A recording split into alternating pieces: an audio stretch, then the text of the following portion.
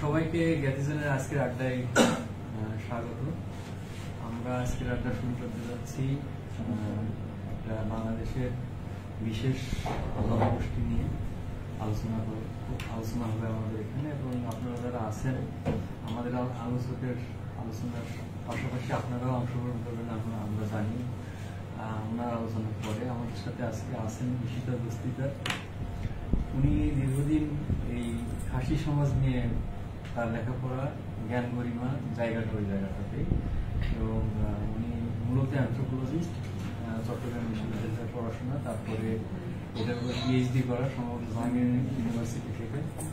ফলে আমরা আজকে সত্যি একজন বিশেষজ্ঞের কাছ থেকে বিশেষজ্ঞ মত পাবো খাসি সমাজ সম্পর্কে, এবং আমাদের জানাশোনার পরিধিটা যারা আমরা ওই যে কোট আনকোট সোকল মেইন স্ট্রিমিং, এদের আমরা নিজেরাই বুঝবো যে আমরা আসলে তাই এই সমাজ, এই জনগোষ্ঠী সম্পর্কে কতটুকু জানি, কতটুকু বুঝি, এই বিষয়গুলো আমরা বোঝার চেষ্টা করি। আজকে আমাদের ভিতরে আমরা খুশি যে জাকির ভাই আজকে থাকতে পারলেন আর কি। শেষ পর্যন্ত অনেক আমি জানি যে 2-3টা কাজ বাদ দিয়ে জাকির ভাই আছেন আমাদের সাথে আজকে।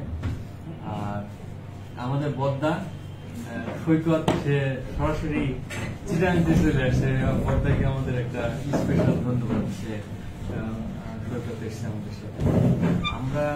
আমার কথা দীর্ঘায়িত না করে আমরা সরাসরি আলোচনায় যাই। আমাদের সাথে আজকে আলোচনায় আমাদের সাথে কথা বলবেন খাসি সমাজ নিয়ে ঈশিতা দস্তিদার। প্লিজ। ধন্যবাদ সবাইকে। নমস্কার, আমার নাম ঈশিতা দস্তিদার। জ্ঞাতিজনকে ধন্যবাদ একটা আয়োজন করার জন্য। আমার আসলে বলার কোনো অভ্যেস নেই, চর্চাও নেই। আমি লিখতে বরং স্বচ্ছন্দ বোধ করি বলার। তারপরেও আমার কাজ সম্পর্কে কোথাও বলার সুযোগ এই প্রথমে আমি বলছি কোথাও এসে। তো প্রথমে আসলে একটু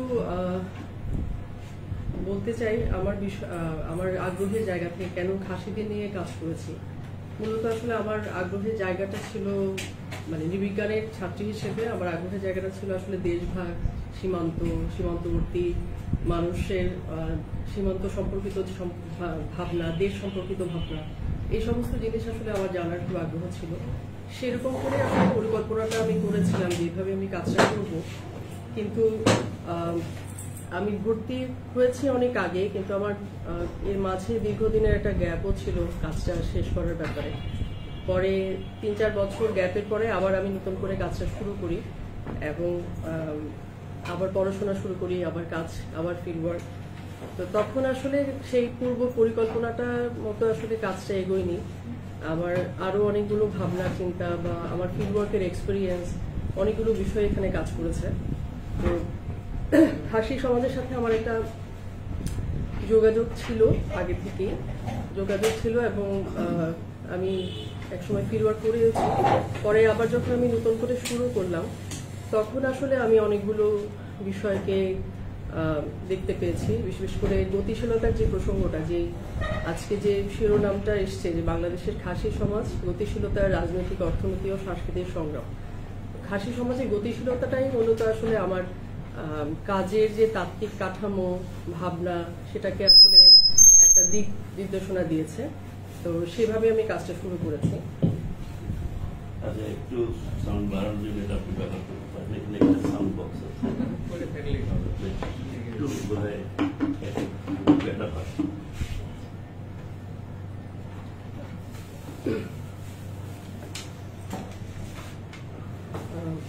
তো খাসিদের নিয়ে এই কাজের সূত্রে আরো একটা প্রসঙ্গে বলতে চাই, সেটা হচ্ছে আমি বড় হয়েছি চট্টগ্রামে, জন্ম চট্টগ্রামে, পড়াশোনা চট্টগ্রামে। আমার নেক্সট ডোর নেইবার ছিল আদিবাসী একটা পরিবার। আমি ছোটবেলায় ওদের সাথে অনেকটা নিজের পরিবারের মতো করেই আসলে বড় হওয়া, একসাথে পাশাপাশি থেকে ওদের একটা প্রভাব আছে। তারপর আমি আমার আদিবাসী বন্ধু বান্ধবরা ছিল, আমার সাথে স্কুল কলেজে পড়েছে, বিশ্ববিদ্যালয়ে পড়েছে, তাদের একটা প্রভাব ছিল আমার উপরে। এবং আমি যখনই আমার সাথে আসলে আমার বন্ধুদের কথা হতো, আদিবাসী বন্ধুদের সাথে কথা হতো, তো তখন একটা বিষয় নিয়ে আমাদের খুব আলাপ হতো, সেটা হচ্ছে যে নৃবিজ্ঞান এবং সমাজ বিজ্ঞানে সোশ্যাল সায়েন্সে আদিবাসীদেরকে আসলে একটা বিশেষভাবে দেখার চেষ্টা করা হয়, যে একটা বিশেষ সংস্কৃতি, বিশেষ পোশাক, বিশেষ ভাষা, হ্যাঁ, একটু আলাদা করে দেখে ফেলবার একটা প্রবণতা। তো আমার বন্ধুদের সাথে আমার আলাপ হতো যে এভাবে কেন আমরা দেখব, আমরা তো এই ভূখণ্ডেরই অংশ, এই বাংলাদেশেরই অংশ, এবং এই বাংলাদেশের রাজনৈতিক, সাংস্কৃতিক, সামাজিক, অর্থনৈতিক যতগুলো পরিবর্তনের মধ্য দিয়ে আসলে আমরা যাই, বা যতগুলো উন্নয়নও যা কিছু হয়, কিছু সেটার প্রভাব তো আমাদের উপরও পড়ে আসলে। তাহলে আমরা সেগুলোকে সম্পৃক্ত করে, মেইন স্ট্রিমের সাথে সম্পৃক্ত করে আসলে কেন আদিবাসী সমাজগুলোকে দেখি না? এই ধরনের আলাপ আলোচনাগুলো আসলে আমার কাজের ক্ষেত্রে অনেক অনেক বেশি ভাবিয়েছে আমাকে। আমি আসলে কি দেখতে চাই, খাসিদের আসলে কোন জিনিসটা আমি তুলে আনতে চাই, খাসি সমাজ সম্পর্কে কোন কথাগুলো আসলে আমি বলতে চাই। সাধারণভাবে বাংলাপিডিয়া বলুন বা যে কোনো আদিবাসী সম্পর্কিত যে কোনো লেখাপত্র বলুন, সাধারণভাবে কিছু জিনিস তো আমরা জানি, তাই না? এখানকার আদিবাসীদের সম্পর্কে মোটামুটি ভাবে কিছু ধারণা আমাদের থাকে। তো সেগুলো কি আমি আসলে তুলে আনবো না, আমি আসলে কোন বিশেষ জায়গাগুলো আসলে দেখতে চাইবো একটা জনগোষ্ঠী সম্পর্কে?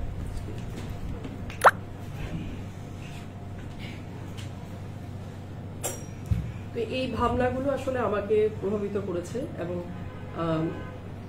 এবং খাসি সমাজের নিজস্ব সংস্কৃতি, অর্থনীতি, সামাজিক ব্যবস্থা, বৈবাহিক ব্যবস্থা, এই সমস্ত কিছুকে মাথায় রেখে আসলে আমি দেখতে চেয়েছি যে খাসি সমাজটা স্ট্যাটিক কিনা বা গতিশীল কিনা। কারণ একটা সাধারণভাবে ভাবনা আছে যে খাসিরা হচ্ছে পাহাড়ে থাকে, তারা পাহাড় কেন্দ্রিক, বন কেন্দ্রিক জীবনযাপন করে। তাহলে সেই জায়গা থেকে তাদেরকে একটা স্ট্যাটিক একটা ধারণা দেওয়ার একটা চেষ্টা আমাদের মূলধারার লেখাপত্রগুলোতে আমরা পাই আসলে। ইভেন একাডেমিক কাজগুলো আসলে কিরকম হয় সেটা আমি দেখার চেষ্টা করেছি। যেমন বিশেষ করে সোশ্যাল সায়েন্সে বা পলিটিক্যাল সায়েন্সে, হ্যাঁ, সবসময় আসলে খাসিদেরকে অনেক বেশি প্রকৃতি এবং প্রতিবেশের সাথে সম্পৃক্ত করে দেখার একটা প্রবণতা, এবং খাসিদের যে পাঞ্চাশ পদ্ধতি বা পাঞ্চাশ কেন্দ্রিক যে জীবনযাপন, সেটাকে আসলে অনেক বেশি একটা আবদ্ধ অর্থনীতি হিসেবে দেখবার একটা প্রবণতা একাডেমিক লেখাপত্রগুলোতে পাওয়া যায়, গবেষণাগুলোতে পাওয়া যায়। এই জিনিসগুলো আসলে আমাকে ভাবিয়েছে যে আসলে আমি কোন জায়গাটায় গিয়ে আসলে দেখতে চাই খাসিদেরকে। তো মোটামুটি ভাবে এই ছিল আমার আগ্রহের জায়গা শুরুতে। আর এরপরে আসলে আমি খাসি সমাজটা সম্পর্কে একটু সংক্ষেপে বলতে চাই। খাসিরা মূলত আমাদের দেশে উত্তর পূর্বাঞ্চলে সিলেট ডিভিশনে বিভিন্ন ডিস্ট্রিক্টগুলোতে বসবাস করে। মূলত সিলেটের জৈন্তাপুর, গোয়াইনঘাট, মৌলভীবাজারের কুলাউড়া, জুড়ি, বড়লেখা, এই সমস্ত জায়গা, সুনামগঞ্জে তাহিরপুর, এই সমস্ত, আর হচ্ছে হবিগঞ্জের কিছু দুটো পুঞ্জি। মোট আমি আমার ফিল্ডওয়ার্কে 106টা পুঞ্জির মোটামুটি একটা ধারণা পেয়েছি। তার মধ্যে সিলেটে হচ্ছে প্রায় 14টা পুঞ্জির মতো আছে, মৌলভীবাজারের 88টা পুঞ্জি, আর সুনামগঞ্জের তাহিরপুরে 2টো করে পুঞ্জি। তবে পুঞ্জির হিসাবটা, পুঞ্জি হচ্ছে আসলে খাসিরা যেখানে থাকে, যে বসতিগুলোতে থাকে, সেগুলোকে পুঞ্জি বলা হয়। তো পুঞ্জির হিসাবটা আসলে 106টা পুঞ্জি যে আসলে সবগুলোতেই খাসিরা থাকে সেটাও আসলে জোর দিয়ে বলা যায় না, কারণ অনেকগুলো পুঞ্জিতে এখন আসলে বাঙালিরা বসবাস করে। ফলে পুঞ্জি আসলে এক্সাক্ট নাম্বারটা, কেউ কেউ বলছে পুঞ্জির সংখ্যা হচ্ছে 90, এরকম অনেক গবেষণায় পাওয়া গেছে, কেউ কেউ বলছেন 70, আবার খাসিদের মতে পুঞ্জির সংখ্যা 100-র বেশি। সুতরাং 106টা পুঞ্জির হয়তো কাছাকাছি হতে পারে পুঞ্জির সংখ্যাটা, এভাবে বলা যায়। তো এই 106টা পুঞ্জিতে এখন ধারণা করা 1991 সালের যে সেন্সাস, সেখানে দেখা গেছিল যে 12,500-এর মতো আসলে খাসিরা রয়েছে। 2011 সালে 11,600 এরকম একটা হিসাব পাওয়া গিয়েছিল। আর 2022 সালে সুনির্দিষ্ট কোনো সংখ্যা পাওয়া যায়নি, কিন্তু খাসি প্রতিনিধিদের সাথে আমি কথা বলে দেখেছি, আমার তথ্যদাতাদের সাথে কথা বলে দেখেছি যে 24 থেকে 30 হাজারের মতো খাসিয়া বাংলাদেশে বসবাস করে বর্তমানে, কিন্তু এক্সাক্ট কোনো সংখ্যা আসলে আমরা জানি না। তো খাসিরা মোটামুটি ভাবে সিলেট অঞ্চলেই বসবাস করে।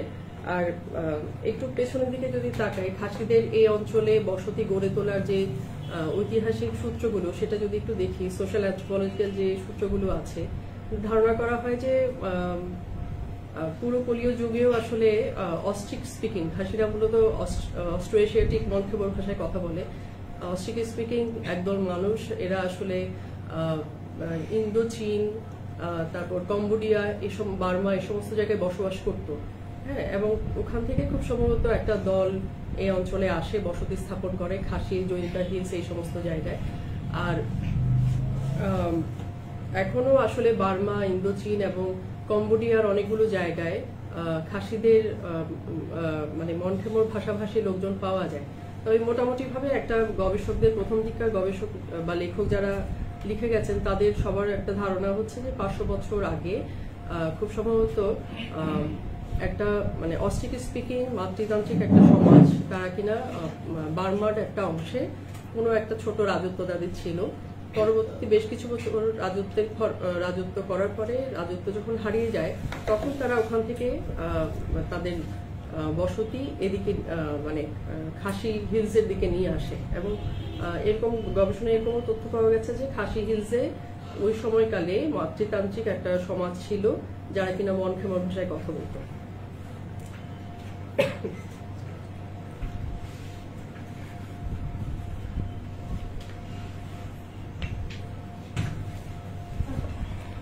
তবে ভারতবর্ষে কখন প্রথম খাসিরা আসে বা অস্ট্রো এশিয়াটিক মনখেমর ভাষীরা কখন আসে, সেটা কিন্তু সুনির্দিষ্ট কোনো তথ্যপাত্র সেভাবে আসলে পাওয়া যায় না।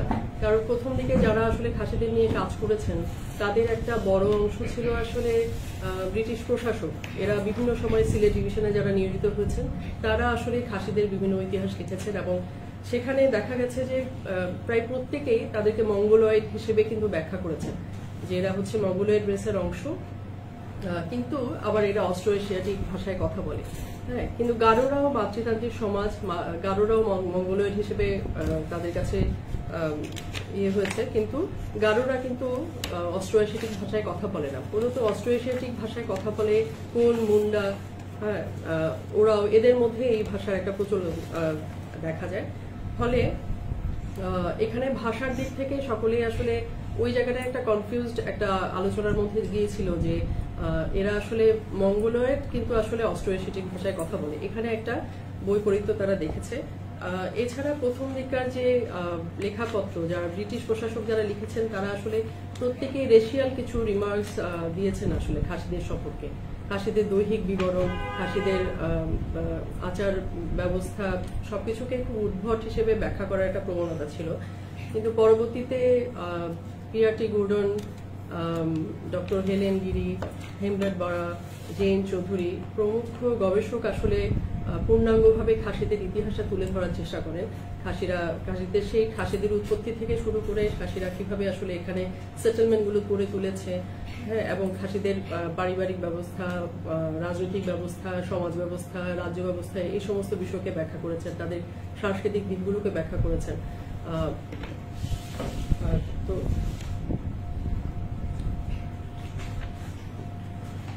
এই ছিল মোটামুটি ভাবে সোশ্যাল অ্যানথ্রোপলজিক্যাল একটা ব্যাখ্যা যে কিভাবে আসলে খাসিরা এখানে বসতি স্থাপন করে।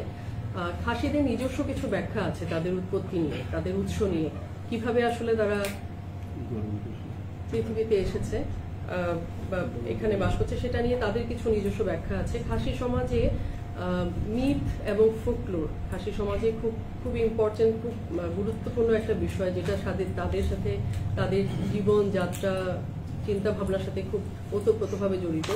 তা আমি খুব সংক্ষেপে ওদের মূল 4টা মিথ একটু বলার চেষ্টা করছি। যেটা হচ্ছে, একটা মিথ আছে ওদের হচ্ছে, প্রথম যে মিথটা সেটা হচ্ছে যে তারা হ্যান্ডিওট্রেপ বলে, তারা স্বর্গে বাস করতো 16টা পরিবার। এই 16টা পরিবার থেকে 7টা পরিবার পৃথিবীতে বাস করার ইচ্ছা পোষণ করে এবং একটা স্বর্গের সিঁড়ি ছিল, সেই সিঁড়ি দিয়ে আসা যাওয়া হতো। এই পরিবারগুলো পরস্পর স্বর্গ এবং পৃথিবীতে আসা যাওয়া করতো।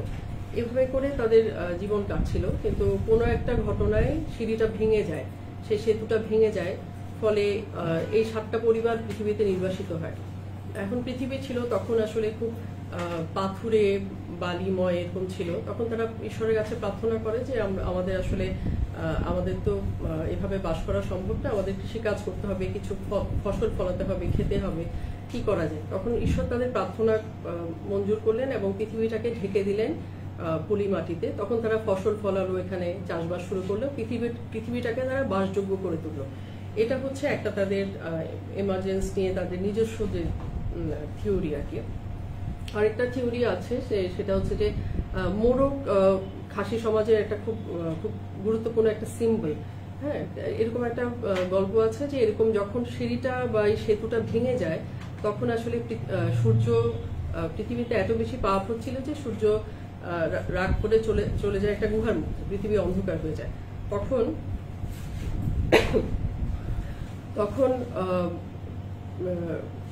তখন খাসিটা দেখে যে মানুষের উপরে, মানুষের পাপের ফলে তো সূর্য আসলে গর্তে চলে গিয়েছে, তাহলে মানুষের কথা তাহলে শুনবে না, তাহলে অন্যান্য সব প্রাণীরা গিয়ে আসলে সূর্যকে কনভিন্স করার চেষ্টা করো, সূর্যকে মানিয়ে নিয়ে আসুক। এরকম অনেকেই যাচ্ছে, অনেক প্রাণীরাই গিয়ে কথা বলেছে, কনভিন্স করার চেষ্টা করেছে, কিন্তু সূর্যকে কেউই কনভিন্স করতে পারছে না। কিন্তু কারণ সূর্য যখনই যে যাচ্ছে, যেই প্রাণী যাচ্ছে তাকে আসলে নানাভাবে আপ্যায়ন করে, এমন ভাবে তাকে আপ্যায়ন করছে যে সকলে ভুলে যাচ্ছে যে আসলে কিসের জন্য তারা গিয়েছিল। তখন সেখানে তারা দেখে যে মোরগ কখনো তাদের সভায় আসেনি এবং মোরগ কখনো যায়নি।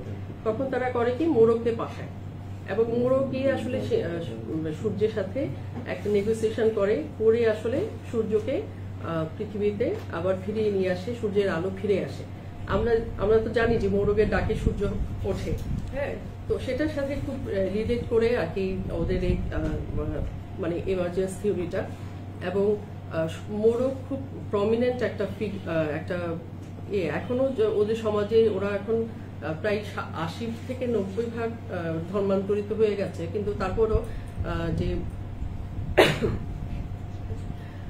কিন্তু ধর্মান্তরিত হয়ে যাওয়ার পরও সমাজে কোনো ধরনের পাপ কাজ হলে বা অপরাধ হলে এখন ওরা মোরগকে উৎসর্গ করে, যেভাবে যে মোরগ উৎসর্গের ফলে হয়তো ভগবান খুশি হবেন এবং তাদের পাপ কেটে যাবে।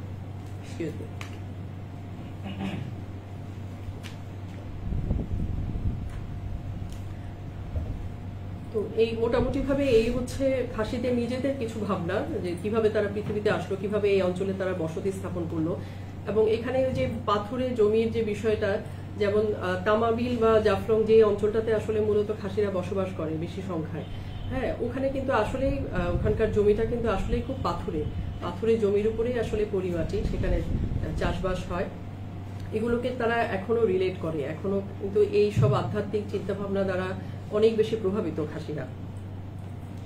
তো মোটামুটি ভাবে এই হচ্ছে খাসিদের উৎস বা এখানকার সেটেলমেন্ট নিয়ে ভাবনা। আর খাসি সমাজটা হচ্ছে আমরা হয়তো কম বেশি সবাই জানি মাতৃতান্ত্রিক সমাজ বলে, কিন্তু আসলে খাসি সমাজটা মাতৃসূত্রীয় সমাজ। মায়ের সূত্রে আসলে পরিচয়টা নির্ধারিত হয়, মায়ের পদবিতে আসলে ওদের পদবিটা, বংশটা নির্ধারিত হয়। এবং পরিবারের যে কনিষ্ঠ কন্যা, সেই কন্যা আসলে মায়ের সম্পত্তির উত্তরাধিকার হয়, মায়ের সম্পত্তির দেখভাল করে। এবং যে পারিবারিক যে তাদের যে গৃহ থাকে, যে হাউস হোল্ড সেটেলমেন্ট থাকে, সেটা দেখাশোনার দায়িত্ব থাকে কিন্তু কনিষ্ঠ কন্যার উপর। কিন্তু প্রপার্টি ম্যানেজমেন্টের বিষয়টা এমন যে সেটা আসলে সবসময় যে কনিষ্ঠ কন্যা উত্তরাধিকার হয়, কনিষ্ঠ কন্যা রক্ষণাবেক্ষণ করে, কিন্তু যদি সামর্থ্য থাকে সেক্ষেত্রে দেখা যাচ্ছে যে সম্পত্তির ভাগ অন্যান্য কন্যারাও কিন্তু পেয়ে থাকে, হয়তো কম পায় কিন্তু সবাই পেয়ে থাকে। আর সম্পত্তির দুটো ধরন আছে, একটা হচ্ছে উত্তরাধিকার সূত্রে পাওয়া সম্পত্তি, আরেকটা হচ্ছে অর্জিত সম্পত্তি। অর্জিত সম্পত্তির ভাগটা আসলে সবাই পায়, ছেলে মেয়ে পরিবারের সবাই সমানভাবে পায়, কিন্তু উত্তরাধিকার সূত্রে সম্পত্তির ভাগটা বেশিরভাগ পায় হচ্ছে কনিষ্ঠ কন্যা। হ্যাঁ, কিন্তু কিছু ক্ষেত্রে সেটা ব্যতিক্রমও হয়। অনেক সময় যে পরিবারে আসলে কন্যা থাকে না, সেই পরিবারে আসলে কি হবে, সেই পরিবারে দেখা যায় পুরুষরাও বা ছেলেরাও সম্পত্তিটা পাচ্ছে, দেখাশোনা করছে। তো সম্পত্তির উত্তরাধিকার মেয়েরা পাচ্ছে এবং সমাজে মেয়েদের ভূমিকাটা, মায়েদের ভূমিকাটা খুব গুরুত্বপূর্ণ। সমস্ত সিদ্ধান্ত রক্ষণাবেক্ষণ, সম্পদ রক্ষণাবেক্ষণ বা এই যে অর্থনীতি, পান চাষের যে অর্থনীতি, সেই অর্থনৈতিক যে সমস্ত কিছু কাজগুলো দেখাশোনা করা, বাজারের সাথে সম্পৃক্ত যোগাযোগ করা, এগুলো কিন্তু পরিবারে নারীরাই করে থাকে। এবং দালালদের সাথে টাকা পয়সার হিসেব করা নারীরাই করে থাকে, কিন্তু পরিবারে আসলে পুরুষরাও কিন্তু সমান গুরুত্বপূর্ণ। নারীর একটা গুরুত্বপূর্ণ ভূমিকা আছে সম্পত্তি বা বংশ নির্ধারণের এই সমস্ত ব্যাপারে, কিন্তু পরিবারের পুরুষ, বিশেষ করে মামা, যেহেতু মাতৃসূত্রীয় সমাজ, ফলে মামারা কিন্তু এখানে পরিবারে অনেক গুরুত্বপূর্ণ ভূমিকা রাখে। মামাদের মাধ্যমে মামারাই হচ্ছে পরিবারের সব বড় সিদ্ধান্তগুলো গ্রহণ করে, এবং মামারাই মূলত পরিবারের আর্থিক বিষয়গুলো কিভাবে সম্পন্ন হবে, বা পরিবারে কোনো একটা বৈবাহিক সম্পর্ক হলে বা কোনো জন্ম মৃত্যু বিবাহ সমস্ত গুরুত্বপূর্ণ যে ইভেন্টসগুলো থাকে সেগুলো কিন্তু মামারা একটা বড় ভূমিকা রাখে। যদিও এখন পরিবর্তিত পরিস্থিতিতে যেহেতু ওরা এখন একটা বিশাল সংখ্যায় ওরা ধর্মান্তরিত হয়েছে, এখন আসলে মামার ভূমিকাটা অনেকটা আলংকারিক হয়ে গেছে, মানে সে অর্থে মামার ভূমিকাটা খুব প্রমিনেন্ট না। এখানে পরিবারে এখন বাবারাই প্রধান, বাবারাই কিন্তু মূল সিদ্ধান্তগুলো গ্রহণ করে থাকে। কিন্তু একই সাথে এখানে দুটো জিনিস আমরা দেখতে পাই, যে একই সাথে এটা মাতৃসূত্রীয় একটা সমাজ, যেটাকে আমরা মাতৃতান্ত্রিক বলেও বিভিন্ন জায়গায় শুনতে পাই, হ্যাঁ, কিন্তু একই সাথে এখানে পুরুষ খুব প্রবল ভূমিকায় আছে, পুরুষের ভূমিকাটাও খুব প্রবল।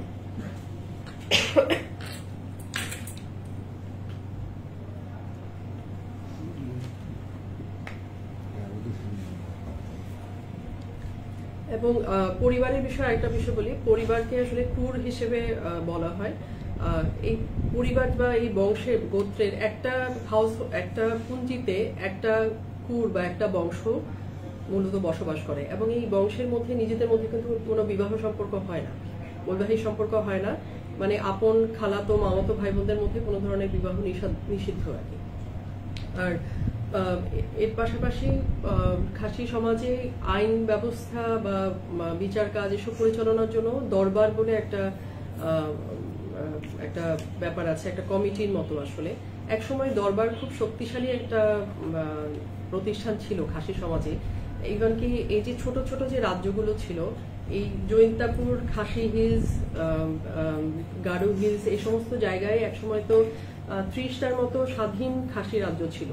এই রাজ্যগুলোর যে রাজা নির্বাচিত হতো, প্রত্যেকটা রাজ্যে এক একটা দরবার থাকতো, এই দরবারের মাধ্যমে কিন্তু রাজা নির্বাচিত হতো। দরবারে 6 জন পুরোহিত, একজন লস্কর বসে আসলে রাজাকে নির্বাচন করতেন। কিন্তু সেই পরিস্থিতিতে এখন আসলে আর খাসি সমাজ নেই। এখন দরবারটাও খুব আলংকারিক একটা জায়গা, তবে দরবারের মাধ্যমে বছরে একবার দরবারটা হয়, সেটার মাধ্যমে সমাজে সারা বছরে কি ধরনের অর্থনৈতিক কর্মকাণ্ড হলো, সাংস্কৃতিক কি কি কর্মকাণ্ড হলো, কি কি সমস্যা হয়েছিল এই গেল বছরে, সমস্ত কিছুর একটা অনেকটা অডিটের মতো, সারা বছরের একটা অডিটের মতো হয়ে থাকে। এবং খুব ইন্টারেস্টিংলি মাতৃসূত্রীয় সমাজ, মাতৃতান্ত্রিক সমাজ, কিন্তু দরবারে কোনো নারী প্রতিনিধি অন্তর্ভুক্ত হতে পারেন না, এটাকে পাপ হিসেবে ধরা হয়। সমাজের কোনো নারী সেখানে অংশগ্রহণ করতে পারবে না, মূলত পুরুষরাই অংশগ্রহণ করতে পারে। তো এই হচ্ছে দরবার ব্যবস্থা। তো দরবারটা পরিচালনার জন্য আসলে মূলত প্রত্যেকটা পুঞ্জিতে একজন হেডম্যান থাকে, স্থানীয়ভাবে যাকে আসলে মন্ত্রী বলা হয়। তো মন্ত্রী মূলত আসলে অর্থনৈতিক বা খুব ক্ষমতার জায়গা থেকে মন্ত্রী নির্বাচন করা হয় তা না। খাসি সমাজে জমিদার, মন্ত্রী, তারপর হচ্ছে সোশ্যাল লিডার, এই ধরনের কিছু পোস্ট আছে। তো মন্ত্রী এবং সোশ্যাল লিডার সব জায়গায় দেখতে পাওয়া যায় না, কিন্তু হেডম্যান বা মন্ত্রী এটা কম বেশি সব পুঞ্জিরই বিদ্যমান। একজন হেডম্যান থাকেন যিনি কিনা আসলে পুঞ্জির আইন শৃঙ্খলা ব্যবস্থা দেখা, নিরাপত্তার ব্যবস্থা দেখা, বা প্রত্যেকের সুযোগ সুবিধা সংরক্ষণ হচ্ছে কিনা, বা কোনো বিচার সালিস, এই ধরনের বিভিন্ন বিষয়ে মন্ত্রী আসলে একজন ওই যে মুরব্বীর, গ্রাম্য মুরব্বীর ভূমিকা পালন করেন আসলে। হ্যাঁ, অনেকটা তাই। তো খাসি হেডম্যানের কাজ হচ্ছে আসলে মূলত এই ধরনের অর্থনৈতিক দিকে বা খুব কর্তৃত্বের জায়গায় যে তিনি যাচ্ছেন তা কিন্তু না। আবার হেডম্যানদের ভূমিকা এমন পুঞ্জিগুলোতে, পুঞ্জির বাইরেও যে সমস্ত সেটেলমেন্টগুলো, বাঙালি যে নেইবারহুডগুলো আছে, সেখানেও কিন্তু হেডম্যানরা যাচ্ছে, হেডম্যানরা খুব সম্মানিত। সেখানেও কোনো বিচার সালিশ হলে তাদেরকে নিয়ে যাচ্ছে, তারা গিয়ে আসলে ওখানে কাজ করছে, সালিশ করছে। হ্যাঁ, সুতরাং হেডম্যানের ভূমিকাটা আসলে অনেকটা গ্রামের মাথা, সবাই সম্মান করে। ইভেন সম্পত্তির যখন বন্টন হয়, বিবাহ ব্যবস্থা যখন হয়, তখন সবাই হেডম্যানকেই সামনে রাখে যে আমরা এভাবে এভাবে ওকে এত সম্পত্তি দিচ্ছে, ওকে এত সম্পত্তি দিচ্ছি। এখনো কিন্তু খুব বেশি যে লেখাজোখা করে, মানে আমাদের মতো মূলধারার সমাজে যেরকম আমরা করি দলিল পত্র করে যে সম্পত্তি ভাগ হচ্ছে তা কিন্তু না।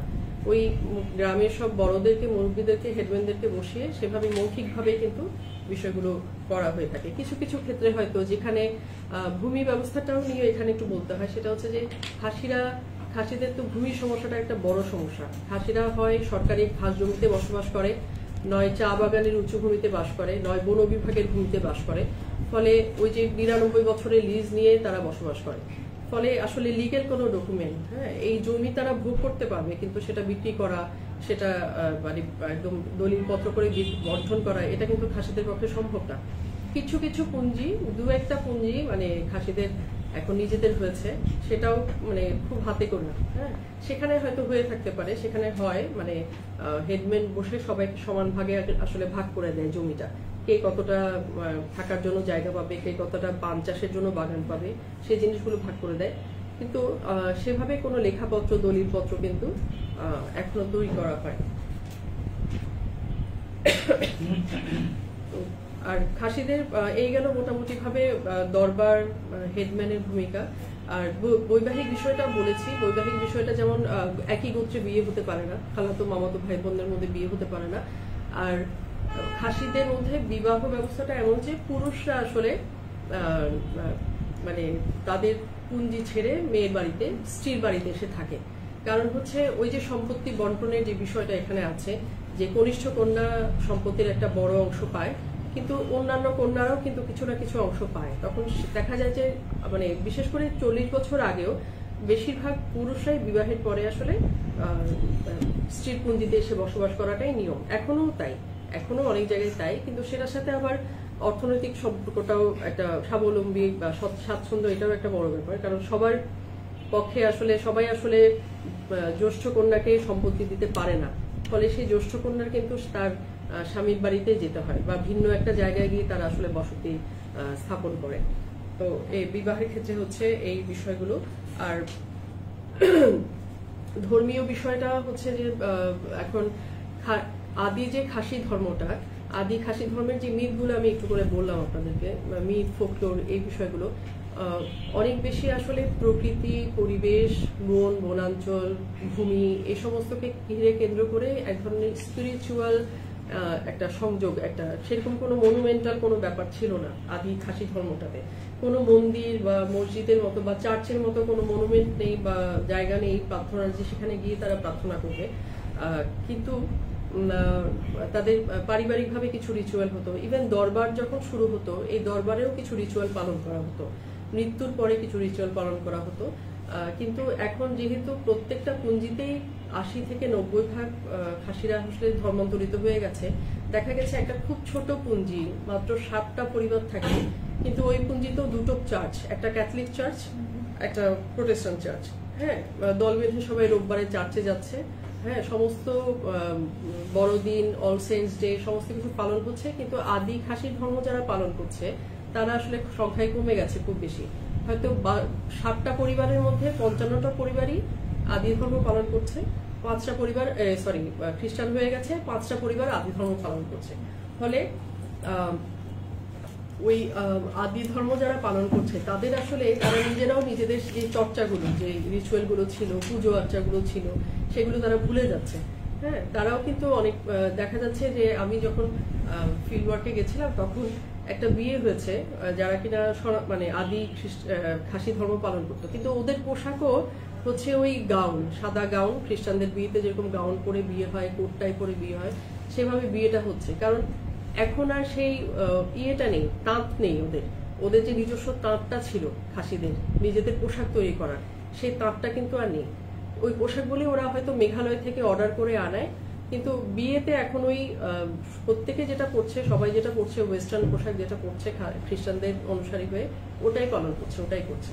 তাহলে ধর্মীয় আচার আচরণের দিকেও আসলে অনেক বেশি মানে আদি যে চিন্তা ভাবনাগুলো ছিল আদি ধর্ম পালনকারীদের, বা যেভাবে করে অনুষ্ঠানগুলো, নিয়মগুলো পালন করা হতো, সেভাবে করে আসলে তারা নিজেরাও আসলে খুব বেশি যে পালন করছে তা না, অনেকটাই ভুলে গেছে, এরকম একটা পরিস্থিতিতে আছে আর কি।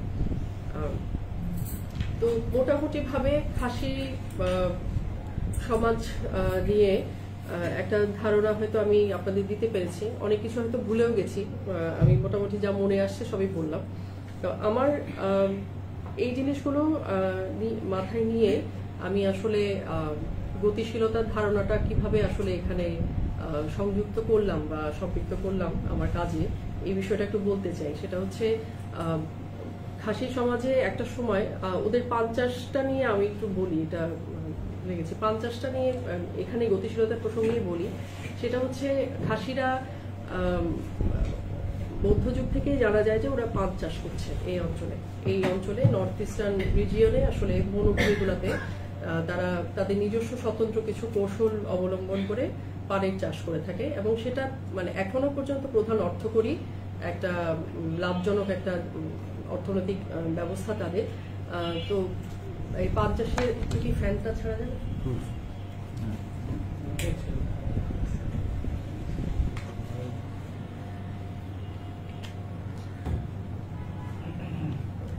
তো পান চাষের পদ্ধতিটা একটু বলি। যেহেতু ওরা হিলি স্লোপ গুলোতে থাকে, এই সিলেট অঞ্চলের পাহাড়ি ভূমিগুলোতে থাকে, তো এই ভূমিগুলোতে দেখা যায় খুব ঘন বন, বড় বড় গাছ, করই, হিজল, এই জাতীয় গাছগুলো বেশি, কাঁঠাল গাছ আছে।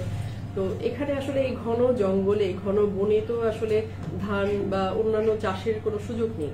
ফলে এই ধরনের বনভূমিতে কি ধরনের চাষ করলে আসলে সুবিধা হয়? তো সেক্ষেত্রে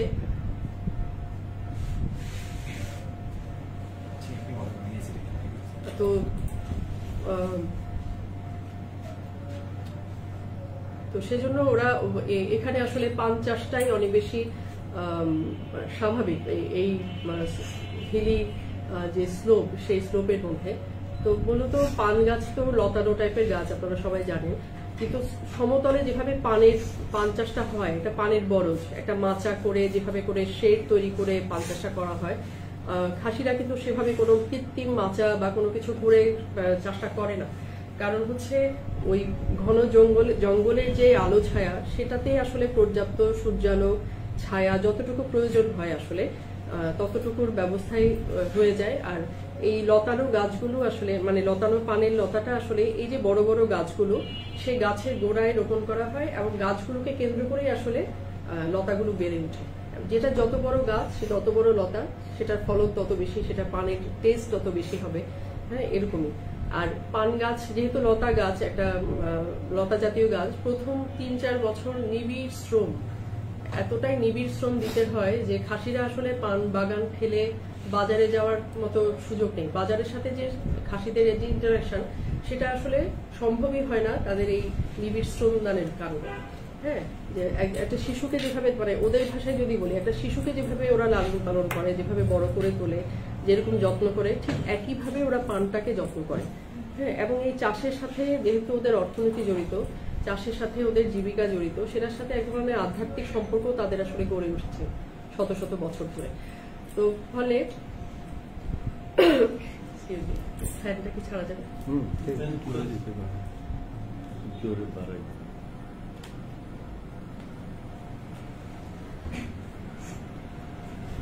এই পান যে পান পাতার উৎপাদন, এই পানটা কি আমাদের যে সমতল এলাকায় যে চাষ করা হয় পান, বিশেষ অনেকটাই, তবে একটু ঝাল। সমতল যেমন মহেশখালীর দিকের পানগুলো একটু মিষ্টি হয়, এদিকের পানগুলো একটু ঝাল, আর আকারেও একটু বড় হয়। খুব বেশি বড় হয় না, বড় মাঝারি এ ধরনের, ছোট হয়। তো যেটা বলছিলাম, সেই পান গাছের যে যত্ন, যে তো দেখা যায় ওই হিলি স্লোপগুলোতে পান চাষ করে তারা। পান চাষের কিছু অসুবিধাও আছে পান চাষ করার ক্ষেত্রে। যেমন ধরেন, পান এখন একটা খুব কমন একটা ভাইরাস অ্যাটাক হয়, উত্রাম বলে ওরা এটাকে, ইয়েলো ডিজিজ। উত্রাম হলে পরে পুরো পান গাছে, পুরো বাগানটাই নষ্ট হয়ে যায়, একটা থেকে একটাতে ছড়িয়ে যায় পানের এই সংক্রমণটা। ফলে পান চাষটা খুব রিস্কিও বটে। হ্যাঁ, কিন্তু একই সাথে আবার এখানে ধরেন পান চাষকে কেন্দ্র করে বাজার, মানে দালাল এবং আড়তদারদেরও একটা সিন্ডিকেট কিন্তু এখানে আছে। যেহেতু খাসিরা অনেক নিবিড় শ্রম দিতে বাধ্য পান গাছে, পানের যত্নের জন্য, খাসিরা আসলে সরাসরি মার্কেট ডিল করতে পারে না। সেক্ষেত্রে দেখা যাচ্ছে যে দালালরা আসে, আড়তদাররা বিভিন্ন দালালদের পাঠায়, দালালরা আসে, খাসিরা পান প্লাকিং এর পরে সেটা সর্ট আউট করে বাছাই করে রেখে দেয়, ওরা এসে নিয়ে যায় একটা মূল্য নির্ধারণ করে। এবং মূল্য নির্ধারণের ক্ষেত্রেও আসলে দেখা যায় যে দালালরা যে ধরনের দাম দিচ্ছে সেটা দিতে অনেক সময় বাধ্য হয়, কারণ কনফ্রন্টেশন হলে যদি দাম নিয়ে কোনো ধরনের দরাদরি হয়, বচসা হয়, সেক্ষেত্রে দেখা যায় যে ওই দালাল বা ওই আড়তদারদের যে সিন্ডিকেট তারা আসলে ওদের কাছ থেকে আর পান নেবে না। এবং অনেক ক্ষেত্রে আপনারা জানেন হয়তো কিছুদিন আগে সিলেটের গোয়াইনঘাটে লামা পুঞ্জিতে পান গাছ কেটে ফেলার একটা ঘটনা হয়েছে, প্রায় 1700 থেকে 200 পান গাছ কেটে ফেলা হয়েছে একদম গোড়া থেকে। তো এই ধরনের সিন্ডিকেটের ফলে কিন্তু এগুলো হচ্ছে, মানে হয়ে আসছে আসলে গত 40-30 বছর ধরে এরকম অসংখ্য ঘটনা ঘটেছে যেখানে আসলে মানে পান দামের বা দাম নিয়ে বা বাজার নিয়ে অসন্তোষ প্রকাশ করলেই, প্রতিবাদ করলেই এ ধরনের অনেক ধরনের ইনসিডেন্ট কিন্তু তাদেরকে পোহাতে হচ্ছে। তো সেটেলার তো আসলে বলা যাবে না, কারণ ওখানে আসলে আশেপাশে অনেকগুলো গ্রাম আছে যেগুলো বাঙালিদের গ্রাম। মূলত এই বাঙালিদের গ্রাম থেকে ওরা আসলে পান বাগানে গিয়ে কাজও করে। হ্যাঁ, বিশেষ করে প্লাকিং এর যে কাজটা, হ্যাঁ, অনেক সময় এখান থেকে বেশিরভাগ শ্রমিকরা গিয়ে কিন্তু ওখানে দৈনিক মজুরিতে কাজ করে, 400-450 টাকা এরকম। হ্যাঁ, তখন আবার এদের মধ্যে একটা অংশ দালালি করছে, এদের মধ্যে একটা আড়তদারের কাজ করছে। হ্যাঁ, ফলে ওই সম্পর্কটা আসলে কি বলবো, এটাকে কি বলা যায়, দু রকমের বিষয়, দুটো দেখা যায়। একটা দল কিন্তু নির্ভরশীল পান বাগানের কাজের উপরে, একটা দল নির্ভরশীল ডেইলি ওয়েজেস এর উপরে, হ্যাঁ, দৈনিক যে মজুরি সেটার উপরে, আবার আরেকটা দল এদেরকে এক্সপ্লয়েট করছে। তাহলে এখানে দুটো পক্ষ কিন্তু দেখা যায়। তো সাধারণভাবে পান গাছকে কেন্দ্র করে এটা হচ্ছে ঘটনা। তো আগে যেটা দেখা যাচ্ছে যেত যে পান বাগানে, আর এখন যেটা হচ্ছে যে জলবায়ু পরিবর্তন। আমি আসলে মোবিলিটির আলোচনাটাতে চলে যাই, কারণ হচ্ছে মোবিলিটি প্যাটার্নগুলো যদি একটু বলি আমি, সেটা হচ্ছে যে মূলত বেশ কয়েকটা খুব গুরুত্বপূর্ণ প্যাটার্ন আছে। সেটা হচ্ছে যে সেখানে অন্যতম হচ্ছে এনভায়রনমেন্টাল প্যাটার্ন। হ্যাঁ, সেই এনভায়রনমেন্টাল প্যাটার্নের মধ্যে আসলে দুটো দিক দেখা যায়। সেটা হচ্ছে একটা হচ্ছে জলবায়ুগত পরিবর্তনের দিক, যে কারণে মোবিলিটিটা হচ্ছে, আরেকটা হচ্ছে প্রাকৃতিক দুর্যোগ। তো যে আলোচনাটা আমরা করছি যে পান বাগান নিয়ে, হ্যাঁ, এখানে কিন্তু দালাল আড়তদারদের অংশটা একটু পরে আসবে। প্রথমে যে আলোচনাটা খুব জরুরি সেটা হচ্ছে যে জলবায়ু পরিবর্তনের কারণে সিলেট অঞ্চল তো আমরা জানি অনেক বেশি ময়েশ্চার, অনেক বেশি বৃষ্টিপাত হয়। হ্যাঁ, এবং যে ধরনের আবহাওয়া সেটা পান চাষের জন্য খুব উপযোগী একটা আবহাওয়া, এবং ঘন বর্ষার সময় হচ্ছে পানের খুব ভালো সিজন, ওই সময়টাতে ফলন সবচেয়ে ভালো হয়। এবং একটা পান গাছ হচ্ছে 6 থেকে 8 বছর যে সময়টা বয়স, ওই সময়টাতে সর্বোচ্চ ফলনটা দেয় আর কি। একটা গাছ খুব বেশি হলে 12 থেকে 15 বছর অবধি ফলন দিতে পারে, এরপরে আবার নতুন করে সেই গাছ ফেলে দিয়ে আবার নতুন করে করতে হয়।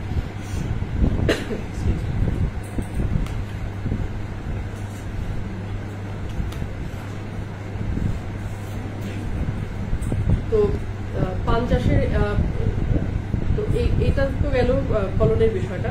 আর জলবায়ুগত কারণে আসলে দেখা যাচ্ছে বৃষ্টিপাত অনেক কমে গেছে। বিশেষ করে গত 15-20 বছরে বৃষ্টিপাতের পরিমাণ কমে গেছে, এবং দীর্ঘদিন একটা জায়গায় চাষ করার ফলে, প্ল্যান্টেশন করার ফলে, কাল্টিভেশন করার ফলে ওটা কিন্তু উর্বরতাটাও কমে যায়, জমির উর্বরতা কমে যায়, এবং বৃষ্টিপাতের ফলে মাটি ক্ষয়ে যায়। হ্যাঁ, তো দীর্ঘদিন একটা জায়গায়, যেমন আমি যেখানে কাজ করেছি যে পুঞ্জিগুলোতে, ওরা প্রায় 40 থেকে 60 বছরেই এক একটা পুঞ্জিতে ওরা আছে। হ্যাঁ, কিন্তু একটা সময় মানে 47-এর আগে, দেশভাগের আগে একটা সময় কিন্তু ওরা নির্দিষ্ট একটা পুঞ্জিতে 50 বছর 60 বছর কিন্তু কখনো থাকেনি, কারণ ওদের এই যে ওদের যে চাষাবাদের যে প্রক্রিয়াটা 20 বছর পরেই কিন্তু ওদেরকে আসলে নতুন জায়গা খুঁজে নিতে হতো, কারণ তখন তো কৃত্রিম সার ছিল না। হ্যাঁ, কৃত্রিম সার ব্যবহার করে যে ফলন বাড়াবে সেই পরিস্থিতি ছিল না। তখন দেখা যেত যে তারা এই নর্থ ইস্টার্ন হিল রিজিয়নের, মানে আমার খাসি রেসপন্ডেন্টদের সাথে যারা বয়স্ক তাদের সাথে আমার কথা হয়েছে, তারা বলেছে যে নর্থ ইস্টার্ন হিল রিজিয়নের প্রত্যেকটা জায়গায়, হ্যাঁ, খাসিরা গেছে, খাসিরা বসতি স্থাপন করেছে, চাষবাস করেছে। হ্যাঁ, এই হিলি যে অঞ্চলটা, কারণ হচ্ছে ওই ফার্টিলিটি কমে যাওয়া, তারপর হচ্ছে মাটি ক্ষয়ে যাওয়া ইত্যাদি কারণে কিন্তু ওরা, এবং পানির উৎস, পাহাড়ি ছড়া ঝর্ণার উৎস থাকতে হবে, সেগুলোর অভাবে কিন্তু ওরা কিছুদিন পরপরই 20-30 বছর পরপরই কিন্তু পুঞ্জি চেঞ্জ করতো। একটা পুরো পুঞ্জি চেঞ্জ করে আরেকটা পুঞ্জিতে আরেকটা জায়গায় গিয়ে তারা পুঞ্জি স্থাপন করছে নতুন করে। কিন্তু এখন 47-এর পরে, দেশ ভাগ হয়ে যাওয়ার পরে, যখন একদম একটা কংক্রিট একটা সীমানা নির্ধারিত হয়ে গেল আমাদের, 71-এর পরে যখন সেই সীমানাটা আরো কনফাইন হয়ে গেল, তখন কিন্তু এখন আর সেই বাস্তবতাটা নাই যে আমি একটা পুরো পুঞ্জি শিফট করে আরেকটা জায়গায় নিয়ে যাব, তাই না? তো এখন দেখা যাচ্ছে যে ওরা কৃত্রিম সার ব্যবহার করছে। আগে যে প্রাকৃতিক উপায়ে ওরা সারগুলো ব্যবহার করতো, যে ঝোপঝাড় বা বিভিন্ন পুরনো পান গাছের লতা পচিয়ে পুড়িয়ে ওরা নানাভাবে সার তৈরি করে সেখানে ব্যবহার করতো, এখন কিন্তু সেভাবে করে আর ফলন হচ্ছে না। ফলে খরচটাও অনেক বেড়ে গেছে। পান চাষের যে খরচ, কৃত্রিম সারের ব্যবহার এবং পরিচর্যার পেছনে যে পরিমাণ শ্রম দিতে হচ্ছে, একটা সময় পান বাগানটা এতটাই পবিত্র হিসেবে মানে দেখা হতো যে ওরা নিজেরাও স্নান করে বাগানে যেত প্লাকিং এর জন্য সকালবেলা, এবং বাইরের কোনো মানুষকে ঢুকতে দেওয়ার তো প্রশ্নই ওঠে না। খাসি অখাসি কেউ তো ঢুকতেই পারবে না। খাসিটা নিজেরাও আসলে স্নান করে পুজো দিয়ে বা প্রার্থনা করে তারপর তারা পান বাগানে যাবে, তারপর তারা প্লাকিং করবে। কিন্তু এখন কি হচ্ছে, এখন পার্শ্ববর্তী চা বাগানের শ্রমিকদের পরিবারের অনেকে এসে কিন্তু প্লাকিং করছে। পার্শ্ববর্তী যে বাঙালি গ্রাম আছে সেখান থেকেও বাঙালিরা এসে কিন্তু প্লাকিং করছে, প্লাকিং এর কাজ করছে, হ্যাঁ, দিনমজুর হিসেবে। তো কারণ সংখ্যাটাও কমে যাচ্ছে, বাগানের সংখ্যাও যেমন কমে যাচ্ছে, বাগানে কাজ করার লোকের সংখ্যাও কমে যাচ্ছে।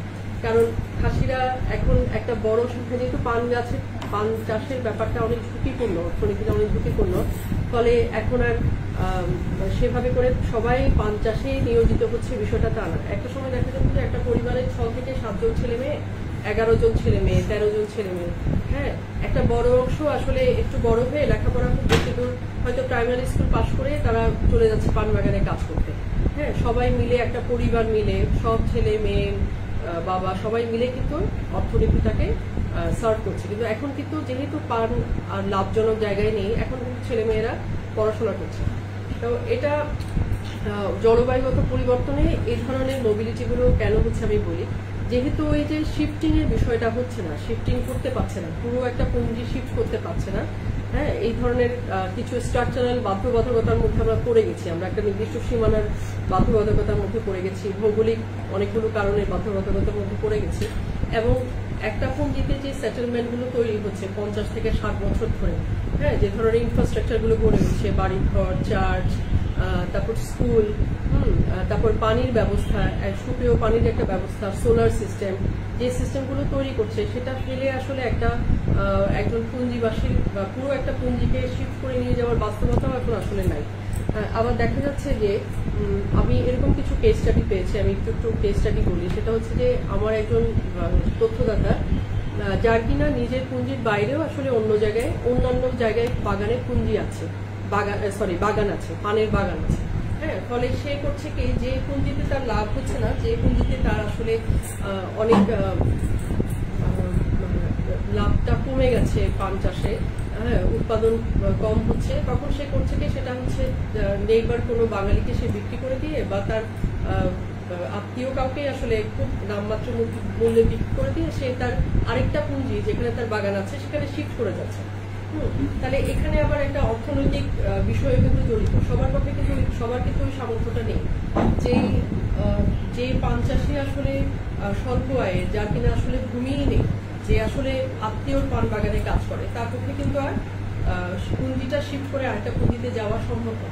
তার পক্ষে কিন্তু পরিবার নিয়ে ওই পুঞ্জিটাতেই থেকে যেতে হচ্ছে এবং ওই অর্থনৈতিক অবস্থার মধ্যেই কিন্তু তাকে থেকে যেতে হচ্ছে, হ্যাঁ। ফলে সে ভিন্ন অকুপেশনাল অপশনগুলো তখন খুঁজে নিচ্ছে, যে সে হয়তো তার অন্য আত্মীয়র পুঞ্জি থেকে দিন মজুরি করছে, বা শহরে সে অন্য কাজে যাচ্ছে, বা সে লেবু চাষ করছে, আনারস চাষ করছে, এরকম অনেকগুলো অপশন তাকে খুঁজে নিতে হচ্ছে।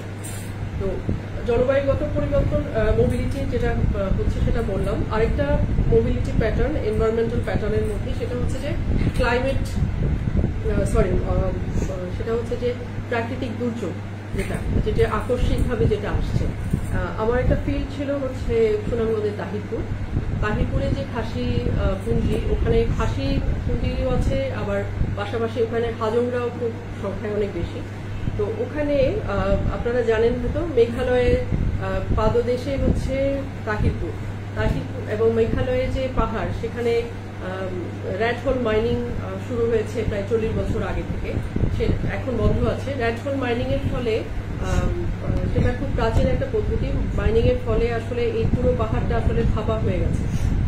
এবং এই মাইনিং এর অপরিকল্পিত মাইনিং এর ফলে যেটা হয়েছে, যখন বর্ষার মৌসুমে খুব ভারী বর্ষণ হয়, বৃষ্টিপাত হয়, তখন পাহাড় ভেঙে পড়ে, পাহাড় ধসের ঘটনা ঘটে এবং পাহাড় ধসে সেই পাহাড়ের যেহেতু পাথুরে পাহাড়, সেই পাহাড় থেকে পাথর, বালি, নানা রকমের স্টোন সমস্ত কিছু কিন্তু চলে আসে এই পারে, জাস্ট পাহাড়ের পাদদেশে তাহিরপুরে। এবং তাহিরপুরে এই পাহাড়ের নিচে যে বিস্তীর্ণ সমতল চাষের ক্ষেত্র ছিল, আবাদ ভূমি ছিল, এগুলো সবই কিন্তু আদিবাসীদের জমি, কম বেশি হাজংদের জমি ছিল, খাসিদের জমি ছিল, ওখানে বেশ কিছু মান্দি পরিবার রয়েছে, তাদের জমি ছিল। তাহলে এই জমিগুলো কিন্তু সব সেই ফ্ল্যাশ ফ্লাডের ফলে সে বালি পাথর এসে সেগুলো সব কিন্তু মানে ওরা আমাকে এরকম বলেছে, আমার তথ্যদাতারা, যে 3 জন মানুষ সমান বালি, যে আমাদের যে জমি ছিল, জমিতে যে মাটি ছিল, এখন আমরা বালি খুঁড়েও সেই মাটি বের করতে পারি না, এমন একটা পরিস্থিতি ওখানে। তো ফলে দেখা গেছে যে ওই সেটেলমেন্টটা, যাদের ওই জমি ছিল, তারা কিন্তু ওগুলো বিক্রিও করতে পারেনি। ওগুলো যে কেউ কিনবে, এই পরিত্যক্ত ভূমি, এই বালি হয়ে যাওয়া, মরুভূমি হয়ে যাওয়া ভূমি, সেগুলো যদি কেউ কিনবে সেই পরিস্থিতিটাও নেই। ফলে দেখা গেছে যে অনেকগুলো পরিবার তারা ছড়িয়ে গেছে বিভিন্ন জায়গায়। 5টা পরিবার চলে গেছে মেঘালয়, যাদের পক্ষে সম্ভব ছিল। হ্যাঁ, কিছু মান্দি পরিবার চলে গেছে ওপারে, কাঁটাতারের বেড়ার পাশেই দেখা যায় ওদের বাড়িগুলো। আবার বেশ কিছু খাসি পরিবার চলে গেছে সিলেট, মৌলভীবাজার, কুলাউড়ার বিভিন্ন পুঞ্জিগুলোতে ছড়িয়ে ছিটিয়ে গেছে।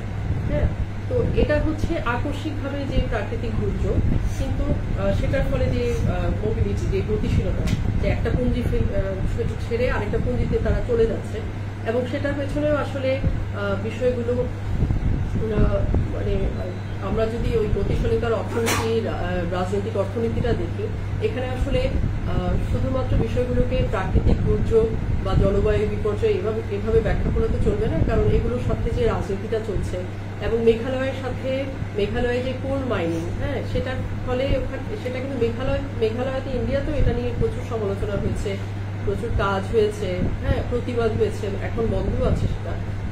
এবং বাংলাদেশেও এই যে ওয়েস্টেজ গুলো আসছে মেঘালয় থেকে, সেগুলো নিয়ে কোনো ধরনের কিন্তু নীতিমালা নেই, হ্যাঁ, কোনো ধরনের ব্যবস্থাপত্র নেই। এবং এই যে এখানে যে আদিবাসী পরিবারগুলো আছে, তাদেরকে নামমাত্র মূল্যে হয়তো কিছু সহযোগিতা করা হচ্ছে, হয়তো বছরে 2টো গরু দেওয়া হচ্ছে বা কিছু অর্থ সাহায্য দেওয়া হচ্ছে, কিন্তু সেই অর্থে কিন্তু এই ওয়েস্ট ম্যানেজমেন্ট কিভাবে হবে, এই বালি পাথর এগুলোকে কি করব আমরা। হ্যাঁ, আপনারা সবাই তো সাদা পাথরের ঘটনাটা জানেনই, একদম রিসেন্ট। তো ওখানেও তাই, এই যে প্রচুর সম্পদ, হ্যাঁ, বালি পাথরের প্রচুর সম্পদ, এটা নিয়ে কিন্তু কোনো ধরনের ম্যানেজমেন্ট নেই। এবং খুব মানে ব্যাপার হচ্ছে, তাহিরপুরে আমি কিছুদিন আগেও গিয়েছি, তাহিরপুরে সাধারণ বাঙালিরাও, এরা কিন্তু অনেকেই মাইগ্রেটেড, অনেকেই হচ্ছে কলমাকান্দা, নেত্রকোনার বিভিন্ন জায়গা থেকে, ময়মনসিংহের আরো বিভিন্ন জায়গা থেকে, রিমোট অঞ্চলগুলো থেকে এরা মাইগ্রেট করে তাহিরপুরে এসছে তারা হয়তো 40 বছর 30 বছর আগে, কিন্তু এখানে এসেও একই অবস্থায় তারা পড়ে গেছে। হ্যাঁ, একই অবস্থায় এখানে গুছিয়ে উঠেছিল, এখানে আবার ফ্ল্যাশ ফ্লাইট, সেই আবার একই সিচুয়েশন, আবার এখান থেকে তারা চলে যাচ্ছে ঢাকায় বা সিলেটে। হ্যাঁ, এভাবে করে কিন্তু এই মানে মোবিলিটিগুলি চলছে, শুধু একটা জায়গায় সীমাবদ্ধ হয়ে আছে তা না কিন্তু। এবং সাধারণ যে স্থানীয় যে বাঙালি যারা আছে বা এখনো যারা খাসি হাজং যারা আছে, এদের একটা বড় অংশ কাঁটাতারের বেড়া পার হয়ে ওপারে যায়, বিএসএফ এর সামনেই যায়, বিএসএফ ওদেরকে দেখে, যায় ভোরবেলা, মানে একদম ভোরের আলো ফোটার সঙ্গে সঙ্গে যায়, র্যাড হোলগুলোতে নামে, যেগুলো কিনা পরিত্যক্ত, যেগুলোতে এখন আর মাইনিং হয় না, ওগুলাতে নামে, ওখান থেকে কয়লা তুলে নিয়ে আসে, টুকরি ভরে নিয়ে আসে, ওই কাঁটাতারের বেড়ার নিচ দিয়েই আসে, এসে এখানে বিক্রি করে। এখানে সেনাবাহিনী আছে, ক্যাম্প আছে, ওখানে বিএসএফ এর ক্যাম্প আছে, সবাই আছে, সবাই দেখছে।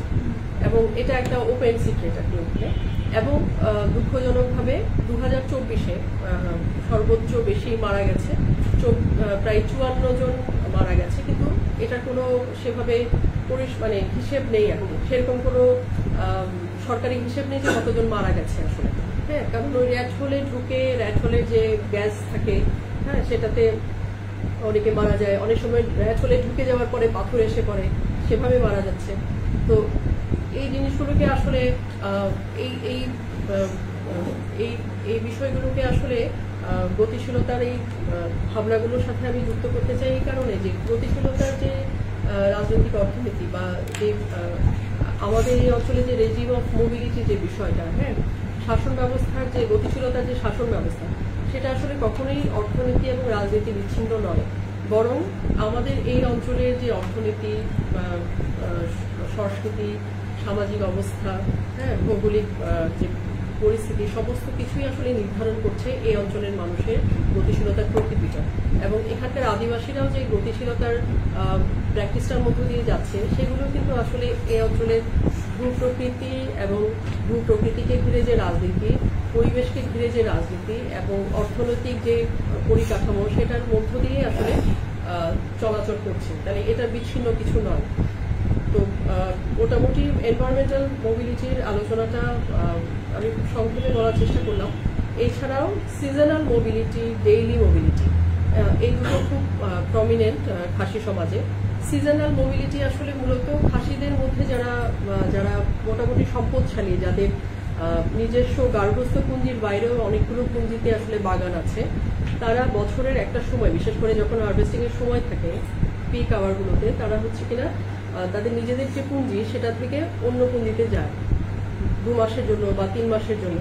দেখা যাচ্ছে পরিবারগুলো আসলে এখানে ভাগ হয়ে যায়। পরিবারের একটা অংশ থেকে যাচ্ছে গার্হস্থ্য পুঞ্জিতে এখানকার বাগানগুলো দেখাশোনা করার জন্য, আরেকটা অংশ চলে যাচ্ছে সেই পুঞ্জিতে যেখানে কিনা তাদের বাগান আছে, যেখানে যে বাগানগুলো দেখাশোনা করতে হবে। এভাবে করে একটা পরিবার ভাগ হয়ে গিয়ে দেখাশোনা করে। এবং এটার সাথে দেখা যাচ্ছে যে পুঞ্জিতে সে কাজ করতে যাচ্ছে, সেই পুঞ্জিটাতে যে লোকজনগুলো নিয়োগ দেওয়া দরকার, তার যে দরিদ্র আত্মীয় সম্পর্কীয় যারা, যাতে কোনো সে অর্থে পান বাগান নেই বা খুব ক্ষুদ্র পান বাগানের চাষি, তাদেরকে নিয়ে যাচ্ছে সেই বাগানগুলোতে।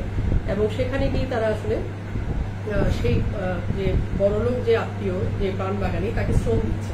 হ্যাঁ, তো এখানে আসলে শ্রমের যে ব্যবস্থাপত্র, সেটা আসলে অনেক বেশি মানে সম্পদশালী এবং সম্পদহীন এদের মধ্যে ভাগ হয়ে যাচ্ছে।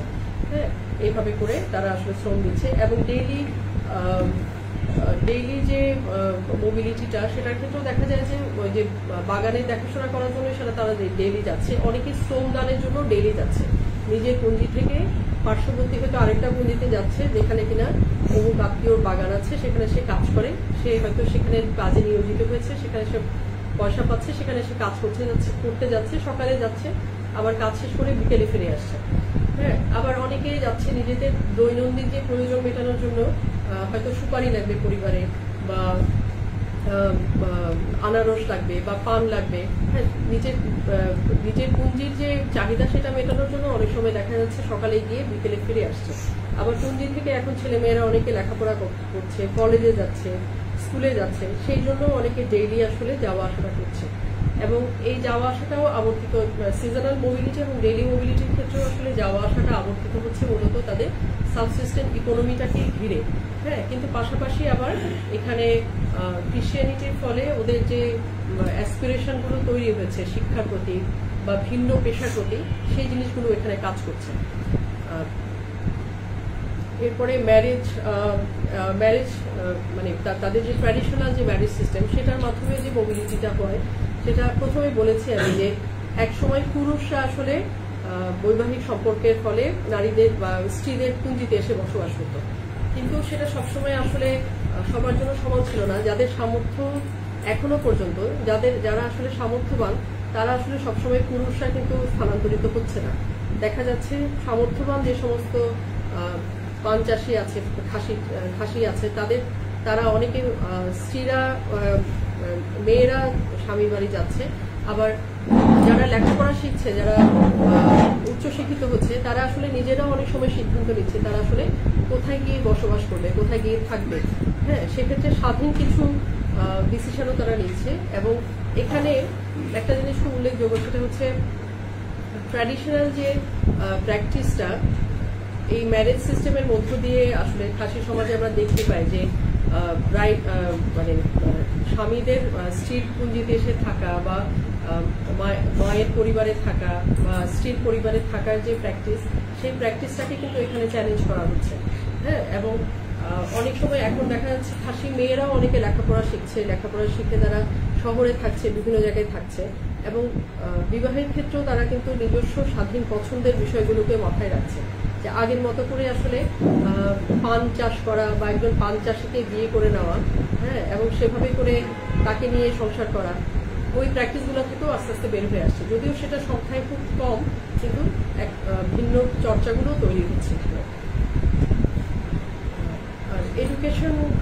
এডুকেশনের জন্য যে মোবিলিটি, সেই প্রসঙ্গটা শুরু করেছি, সেটা হচ্ছে মূলত 1947-এ যখন দেশভাগ হয়, মার্গারেট লিংডন বলে একজন খাসি গবেষক আছেন মেঘালয়ে, উনি একটা গবেষণায় দেখিয়েছেন যে 47-এ দেশভাগের সময়ই আসলে মূলত আপনার এই অঞ্চলের খাসিদের মধ্যে প্রায় 80% ধর্মান্তরিত হয়ে গেছে।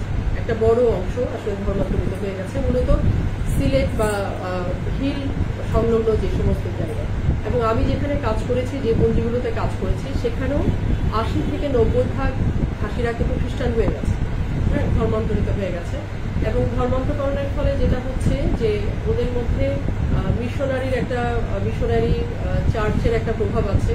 চার্চের প্রভাবের ফলে যেটা হচ্ছে ওরা শিক্ষা গ্রহণের প্রতি অনেক বেশি আগ্রহী হচ্ছে, এবং পুঞ্জির ছেড়ে বাইরে গিয়ে শিক্ষা গ্রহণের যে চর্চা, সেটার দিকেও ঝুঁকে পড়ছে। এবং সেটার সাথে জড়িত আছে আসলে পান চাষের যে অলাভজনক একটা ক্ষেত্র তৈরি হচ্ছে, একটা ঝুঁকিপূর্ণ ক্ষেত্র তৈরি হচ্ছে, সেটাও কিন্তু এখানে একটা বড় ভূমিকা রাখছে। এবং তারা শিক্ষা গ্রহণের জন্য দেখা যাচ্ছে পুঞ্জি থেকে বিভিন্ন সময়ে বিভিন্নভাবে তারা নানা জায়গায় ছড়িয়ে পড়ছে। এমন অনেক রিমোট পুঞ্জি আছে যেখানে হয়তো প্রাইমারি স্কুল নেই, হ্যাঁ, মিশনারিরা কিছু প্রাইমারি স্কুল তৈরি করেছে, সেখানে পড়ছে, অথবা সেখান থেকে শিফট করে অন্য পুঞ্জিতে যাচ্ছে যেখানে কিনা স্কুল আছে, স্কুলের হোস্টেলের ব্যবস্থা আছে, মিশনারিরা হোস্টেলের ব্যবস্থা করেছে, সেখানে হোস্টেলে থেকে তারা পড়াশোনা করছে। এবং হোস্টেলে পড়াশোনা শেষ হলে দেখা যাচ্ছে সেই পুঞ্জি থেকে তারা আরেকটা মিশনে যাচ্ছে। পশ্চিমবঙ্গ মিশন স্কুল আছে, লক্ষ্মীবাজারে আছে, ব্রাহ্মণবাজারে আছে, এরকম অনেকগুলো জায়গায়, বা ওখান থেকে ওরা ঢাকাতেও আসছে, ঢাকাতেও বিভিন্ন মিশনারি স্কুলগুলোতে কিন্তু হোস্টেল থেকে ওরা পড়াশোনা করছে। মানে পড়াশোনার সূত্রে আসলে তারা পুঞ্জি থেকে বেরোচ্ছে, একটা বড় সংখ্যা পুঞ্জি থেকে বেরোচ্ছে। এবং এক সময় খাসি নারীরা কিন্তু পান বাগানে অনেক নিবিড় শ্রম দিত। 30 বা 40 বছর আগেও যারা বাগানে গেছে, ফিল্ডওয়ার্ক করেছে, তারা কিন্তু দেখেছে যে বাগানে মেয়েরা অনেক বেশি নিবিড় শ্রমের সাথে যুক্ত। হ্যাঁ, কিন্তু এখন বর্তমানে যেহেতু বাগানের কাজটা অনেক বেশি নিবিড় শ্রমের প্রয়োজন, এবং শ্রমের জন্য আশপাশ থেকে, বাগান থেকে বাঙালিরাও এসে কাজ করছে, আগের মতো সেই পবিত্রতার ধারণা বা বাধ্যবাধকতা এগুলো নেই। দেখা যাচ্ছে মেয়েরা অনেক বেশি আসলে হাউসহোল্ড কাজগুলোতে সীমাবদ্ধ হয়ে যাচ্ছে। পান সর্টিং করা বা বাছাই করা, বাঁধাই করা, হ্যাঁ, বা বাজারের সাথে সম্পর্ক ডিল করা, এগুলো করছে পাশাপাশি। এবং পান চাষের ভবিষ্যৎ সম্পর্কে, মানে চাষের যে ঝুঁকিপূর্ণ ব্যবস্থা, সেটা নিয়ে আসলে তাদের ভবিষ্যৎ চিন্তাগুলো আসলে অনেক বেশি পরিবর্তিত হয়েছে তারা। এবং খ্রিস্টানিটির একটা প্রভাবও এখানে আছে, ফলে তারা অনেক বেশি আসলে ভিন্ন পেশা, ভিন্ন অকুপেশন, ভিন্ন চিন্তা, ভিন্ন স্বপ্ন দিচ্ছে যে পান চাষটা আমাদের ঐতিহ্য, আমাদের বজায় রাখতে হবে, এটা যেমন ঠিক আছে, পাশাপাশি আসলে আমরা আর কি অপশন, আর কি জায়গায় আমরা যেতে পারি। তো দেখা যাচ্ছে একটা বিপুল সংখ্যক ছেলে মেয়ে যারা আসলে কাজ করছে, পড়াশোনা করছে বিভিন্ন ইউনিভার্সিটিগুলোতে, বিভিন্ন বড় শহরগুলোতে, বড় ইউনিভার্সিটিগুলো পড়াশোনা, ইভেন প্রাইভেট ইউনিভার্সিটিতেও পড়ছে অনেকে, হ্যাঁ, পড়াশোনা করছে। কিন্তু ইন্টারেস্টিং, এখানে মোবিলিটির সাথে সাথে কিন্তু গতিশীলতার সাথে সাথে আমরা কিন্তু স্থিতিশীলতার একটা উপস্থিতিও আমরা দেখতে পাই। কারণ হচ্ছে যারাই পড়াশোনা করতে যাচ্ছে, তারা কিন্তু এই মূলধারার যে শিক্ষা ব্যবস্থা, মূলধারার যে ছেলে মেয়ে যারা বাঙালি, যাদের সাথে তারা কম্পিট করছে, তারা কিন্তু চাকরির বাজারে সবাই কিন্তু কম্পিট করতে পারছে না। এবং দেখা যাচ্ছে যে একটা বড় অংশ ফিরে যাচ্ছে, সেটা পুরুষদের মধ্যেও একটা বড় অংশ ফিরে যাচ্ছে, বাগানে ফিরে যাচ্ছে, পান চাষে ফিরে যাচ্ছে। আমার একজন তথ্যদাতার সাথে আমার কথা হচ্ছিল, জাহাঙ্গীরনগরে পড়ছিল সে। আমি জিজ্ঞেস করছিলাম যে আপনি তো চাকরি করছেন, চাকরি না পেলে আপনি কি করবেন? কেন, আমি বাগানে চলে যাব, আমি জুনে কাজ করবো। কারণ পান চাষ এখনো পর্যন্ত ৮০% মানুষ কিন্তু পান চাষটাতেই যুক্ত, খাসিরা পান চাষে যুক্ত, এবং পান চাষ অনেক বেশি লাভজনক। একটা চা বাগানের শ্রমিক যেখানে দৈনিক মজুরি পায় ১২০ থেকে ১৬০, সেখানে একজন পান চাষি পান বাগানের দৈনিক মজুরি, মানে যে প্লাকিং এর কাজ করে, নেইবারহুডে যে প্লাকিং এর কাজ করে, সে দৈনিক মজুরি পায় ৪০০ থেকে ৪৫০ টাকা। এবং যে মালিক, সে কিনা একদিনের পান বিক্রি করে দালালের কাছ থেকে, যে বড় বাগানের মালিক সে ১০ থেকে ১২,০০০ পাচ্ছে দিনে, হ্যাঁ, যে মধ্যম মানের বাগানের মালিক সে ৬ থেকে ৮,০০০ টাকা পাচ্ছে। ফলে আমার যে তথ্যদাতা বিশ্ববিদ্যালয়ের ছাত্র, সে তার কাছে মনে হচ্ছে সেটা অনেক বেশি লাভজনক। আমি যদি এখানে একটা হোয়াইট কালার জব না পাই, তাহলে আমি বাগানেই ফিরে যাব, কারণ ওটা আমার ঐতিহ্য, আমি ওখানে কাজ করি। তো এক ধরনের আসলে এমন একটা পরিস্থিতি আমরা দেখছি যে একই সাথে গতিশীলতা যেমন একটা বাস্তবতা ছাত্র সমাজের জন্য, হ্যাঁ, পুঁজি থেকে বের হওয়াটা যেমন একটা বাস্তবতা, পুঁজি থেকে অন্য পুঁজিতে যাওয়া, পুঁজি থেকে শহরে যাওয়া, পুঁজি থেকে বিশ্ববিদ্যালয়ে যাওয়া, পুঁজি থেকে বিদেশে যাওয়া, হ্যাঁ, এই জিনিসগুলো যেমন একটা বাস্তবতা, পাশাপাশি পুঁজিতে ফিরে আসা এবং পুঁজি কেন্দ্রিক জীবনযাপন করা, এটাও কিন্তু একটা বাস্তবতা। এবং একটা বড় সংখ্যক মানুষ, জলবায়ু পরিবর্তনের আলোচনাটাও বলেছি যে সবার পক্ষে কিন্তু আসলে পুঁজিটা পরিবর্তন করে আরেকটা পুঁজিতে চলে যাওয়া সম্ভব না। সেরকম সিজনাল মোবিলিটির ক্ষেত্রে দেখা যাচ্ছে যে কিছু মানুষ একটা পুঁজিতে থেকে যাচ্ছে, কিছু মানুষ আরেকটা পুঁজিতে যাচ্ছে কাজের জন্য।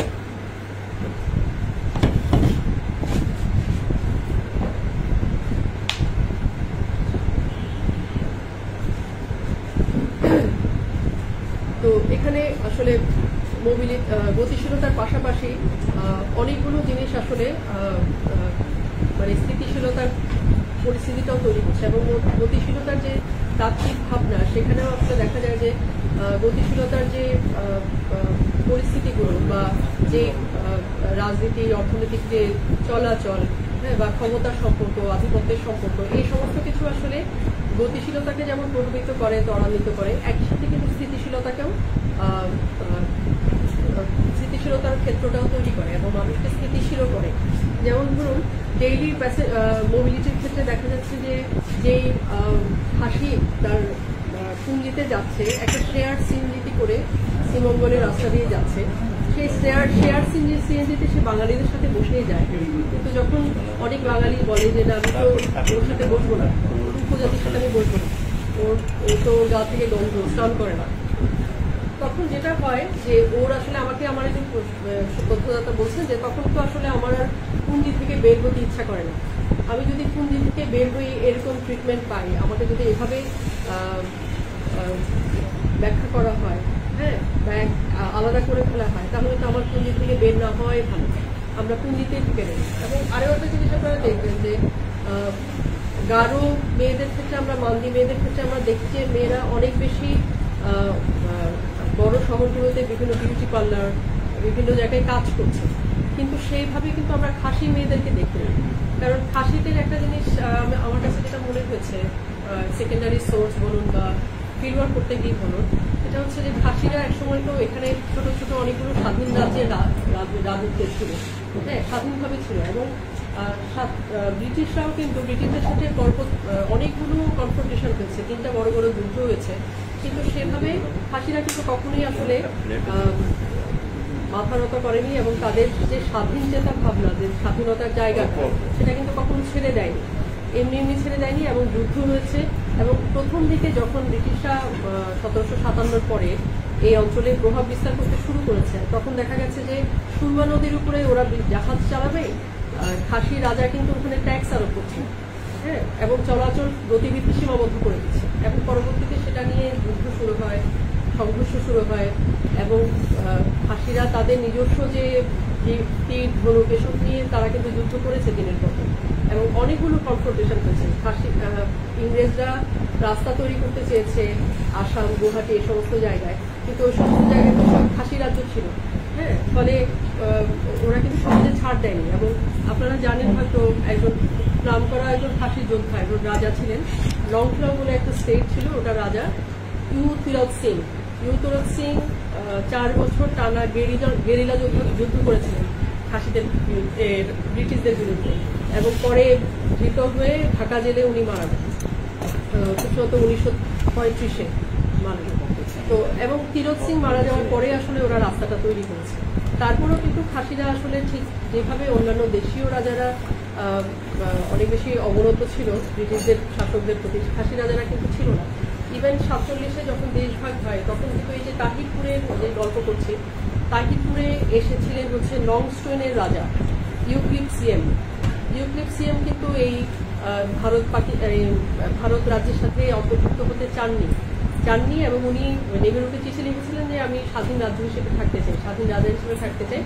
বরং নেহেরু কিন্তু বিষয়টা ভালো চোখে দেখেনি এবং গ্রেফতারের জন্য পরোয়ানা জারি করেছিলেন। তখন পাকিস্তান গভর্নমেন্টের সাথে তার এক ধরনের বোঝাপড়া হয় এবং ইউক্লিপসিয়াম এখানে চলে আসেন, তাহিরপুরে সেটেল করেন এবং উনি কিন্তু ফার্স্ট ক্লাস সিটিজেন হিসেবে স্বীকৃত ছিলেন এবং রাজা হিসেবে বেশ ওই অঞ্চলে ওনার প্রভাব প্রতিপত্তি ছিল যতদিন উনি বেঁচে ছিলেন। তো খাসিদের এই চরিত্রটা আমার কাছে খুব ইন্টারেস্টিং মনে হয়েছে যে প্রত্যেকের সাথে আমি যাদের সাথে কথা বলেছি, অর্থনৈতিক অবস্থা যেমনই হোক, সম্পদশালী হোক, সম্পদ কম থাক, এক ধরনের প্রাইড, এক ধরনের গৌরব, অতীত গৌরব, সেটা দ্বারা ভীষণভাবে তারা প্রভাবিত। হ্যাঁ, এবং এই জন্যই আমার অনেক ঢাকা বিশ্ববিদ্যালয়ে পড়া অনেক তথ্যদাতা, ঢাকায় পড়েছে এরকম অনেক নারী তথ্যদাতাও আমাকে বলেছে যে না, আমি তো একটা স্ট্যান্ডার্ড জব চাই, স্ট্যান্ডার্ড জব না হলে আমি বাগানে ফিরে যাবো, আমি বাগানের কাজ করি, আমি বাগানেই থাকি। এবং আমার একজন নারী রেসপন্ডেন্ট, সে 4 বছর এখানে পড়াশোনা করেছে, নার্সিং করেছে এবং পাশ করেছে, কিন্তু সে কোনো চাকরি পায়নি। ফলে সে কিছুদিন চেষ্টা করেছে, 1 বছর সে চেষ্টা করেছিল, কিন্তু সে চেষ্টা করে যখন পায়নি তখন সে ফিরে গেছে, বাগানে ফিরে গেছে। এবং সে যেহেতু তার মায়ের সম্পত্তির কিছু অংশ পেয়েছে, সেটা দিয়ে সে বাগানেই আছে এবং ওখানেই আরেকজন পান চাষ করে, এরকম আরেকজনকে বিয়ে করেছে। তো এখানে আরো কিছু বিষয় বলার আছে, সেটা হচ্ছে যে পরিবর্তনের জায়গা যদি বলি, সাংস্কৃতিক প্রভাবের জায়গাটা যদি বলি, দেখা যাচ্ছে যেসব মেয়েরা, খাসি মেয়েরা ঢাকায় এসে পড়াশোনা করছেন, তারা একটা বিশাল অংশ ফিরে যাচ্ছে, সময় আছে তো বড় অংশ ফিরে যাচ্ছে। কিন্তু ফিরে যাওয়ার পরে দেখা যাচ্ছে একটা গ্র্যাজুয়েট একটা মেয়ে, একটা শিক্ষিত MA পাস মেয়ে, সে আসলে একটু কম শিক্ষিত 5 পাস বা ম্যাট্রিক পাস একজন খাসি 85 সে বিয়ে করতে চাচ্ছে না। হ্যাঁ, এখানে কিছু ক্রাইসিস তৈরি হচ্ছে। তখন দেখা যাচ্ছে যে সেই মেয়েরা অনেকেই সিলেট বা ঢাকায় বিভিন্ন জায়গায় তারা চাকরি করছে, যেরকমই চাকরি হোক, নানা রকমের চাকরি করছে। তারা অনেকেই সিঙ্গেল থাকছে, বিয়ের ক্ষেত্রে সিদ্ধান্ত নিতে তাদের সমস্যা হচ্ছে যে কাকে আসলে বিয়ে করে সেটেল করার বিষয়গুলি। তো আবার অন্য ঘটনাও ঘটছে যে এই শহরের শিক্ষা, সেটাকে সবসময় তারা আসলে সঠিকভাবে গুরুত্ব দিচ্ছে এরকমও না। যেমন আমার আরেকজন নারী রেসপন্ডেন্ট, আমি যখন কাজ করি তখন তিনি 7 মাসের অন্তঃসত্ত্বা। তা আমি তাকে জিজ্ঞেস করলাম যে আপনি ডাক্তার দেখাচ্ছেন? বলছে যে হ্যাঁ, একবার দেখিয়েছি। তা আমি যে ডেলিভারির সময় কি করবেন? বলছি কেন, আমি বাগানেই থাকবো, এখানেই থাকবো। তা আমি যদি কোনো কমপ্লিকেশন হয়? বলছে না, আমাদের কোনো কমপ্লিকেশন হয় না। তা আমি কেন, আপনি তো নার্সিং করেছেন, আপনি বলছেন কোনো কমপ্লিকেশন হয় না? বলছে না, আমরা এমনভাবে বেড়ে উঠি, আমরা এমনভাবে আমাদেরকে আসলে আমাদের প্রকৃতির সাথে সমাজের ওরিয়েন্টেশনটা এমন, এবং আমাদের হিলিং প্রসেসগুলো এমন যে আমাদের আসলে কিছু হয় না, এবং আমাদের যে সন্তান হয় সেটা খুব শক্তিশালী, খুব স্ট্রং হয়, আপনাদের বাঙালিদের মতো হয় না। তো এ ধরনের কিছু ভাবনা চিন্তাও আছে। তো এই গতিশীলতা এবং স্থিতিশীলতার যে আলোচনা, সেটার মধ্যে এই ধরনের ডিলেমাগুলো আমি পেয়েছি।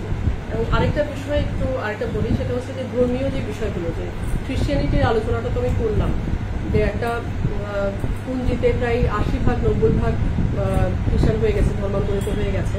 তো দেখা গেছে যে আমার একজন খুব বয়োজ্যেষ্ঠ একজন তথ্যদাতা, যার সাথে আমি ওরাল হিস্ট্রি নিয়েছি আসলে, উনি আমাকে এক সময় বলছেন, উনি একটা পরিবার, পুঞ্জিতে একটা পরিবার, মানে উনি এবং উনার বোন, এরা একটা পরিবার, এরা শুধু আদি ধর্মটা পালন করে, আর কেউ কিন্তু পালন করে না, সবাই খ্রিস্টান হয়ে গেছে। উনার নিজের ছোট ভাই খ্রিস্টান হয়ে গেছে, উনার বড় বোন খ্রিস্টান হয়ে গেছে। তো উনি একটা বিষয় নিয়ে খুব শঙ্কিত, বলছে যে হ্যাঁ, খ্রিস্টান হয়ে গেছে, খ্রিস্টানিটি আসলে আমাদের আত্মপরিচয়টাকে ছিনিয়ে নিচ্ছে না। আমরা এখনো খাসিই আছি, আমরা খ্রিস্টান হয়ে যাওয়ার পরও আমরা খাসিই আছি। যদিও আমরা ভুলে গেছি, আমাদের অনেক রিচুয়াল ভুলে গেছি, আমাদের অনেক গান ভুলে গেছি, আমাদের অনেক পুজোর মন্ত্র ভুলে গেছি, আমাদের সেভাবে কোনো পুরোহিত নেই। আমাকে পুরোহিত মেঘালয় থেকে নিয়ে আসতে হয় প্লেন ফেয়ার দিয়ে। হ্যাঁ, আমার নাতি নাতনিদের যে নামকরণ সেরিমনি আমি করছি, সেখানে আমার ওখান থেকে পুরোহিত এনে আসলে পুজোটা করতে হচ্ছে, কারণ এখানে সেরকম কোনো পুরোহিত নেই যে সঠিক মন্ত্র উচ্চারণ করবে। এরকম অনেকগুলো বিষয় উনি আমাকে ব্যাখ্যা করলেন এবং তারপর বললেন যে আমার মৃত্যুর পরে আসলে কি হবে। আমি তো আমার বাবা মারা যাওয়ার পরে যে ডেথ রিচুয়ালগুলো করতে হয়, যে শ্রাদ্ধ অনুষ্ঠান করতে হয়, যে ধরনের প্রক্রিয়াগুলোর মধ্য দিয়ে আসলে খাসিদের যে মৃত্যু পরবর্তী যে রিচুয়ালগুলো হয়, আপনারা কেউ জৈন্তাপুর নিশ্চয়ই গিয়েছেন, মেগালিথগুলোকে দেখেছেন আপনারা, স্মৃতিস্তম্ভ মেগালিথ। এই মেগালিথ কিন্তু মায়ানমারেও পাওয়া গেছে, মায়ানমারে পাওয়া গেছে, নর্থ ইস্ট ইন্ডিয়াতে তো আছেই, মেঘালয়ে আছে, জৈন্তাপুরেও কিন্তু এগুলো আছে। এগুলো হচ্ছে খাসিদের মানে মৃত্যু পরবর্তী এবং বিভিন্ন যে উৎসবগুলো হয়, সেই উৎসবগুলোতে আসলে স্মৃতিস্তম্ভ হিসেবে, স্মারক হিসেবে এগুলো স্থাপন করা হয়। আর মৃত্যু পরবর্তী কিন্তু এই ধরনের রিচুয়াল আছে যে দেহভস্য নিয়ে এই ধরনের মেগালিথ স্থাপন করা, এবং সেটাকে ঘিরে কিছু পুজো আচ্চা এগুলো আছে। তা আমার যে বর্ষিয়ার যে তথ্যদাতা, তিনি তখন আশঙ্কা প্রকাশ করছেন যে আমার মৃত্যুর পরে আসলে এগুলো কে করবে, তখন কি হবে আসলে। তো এই হচ্ছে মোটামুটি ভাবে খাসিদের গতিশীলতা, রাজনৈতিক, অর্থনীতি ও সাংস্কৃতিক সংগ্রামের জায়গা। আমি জানি না কতটা বুঝিয়ে বলতে পারলাম। হ্যাঁ, ছবিগুলো কতটুকু আমি বুঝাতে পেরেছি জানি না, কিন্তু মোটামুটি ভাবে আমি চেষ্টা করছি বলার। আর খুব ভালোভাবে, কারণ আমার কাজটা অনেকটাই অসম্পূর্ণ এবং অনেকগুলো অসঙ্গতি আমি নিজেই আসলে খুঁজে পাই কাজের মধ্যে। তো খুব ভালো হয় যদি আপনারা বিভিন্ন পরামর্শ দেন, প্রশ্ন করেন, তাহলে হ্যাঁ একটু ছবিগুলো একটু দেখি।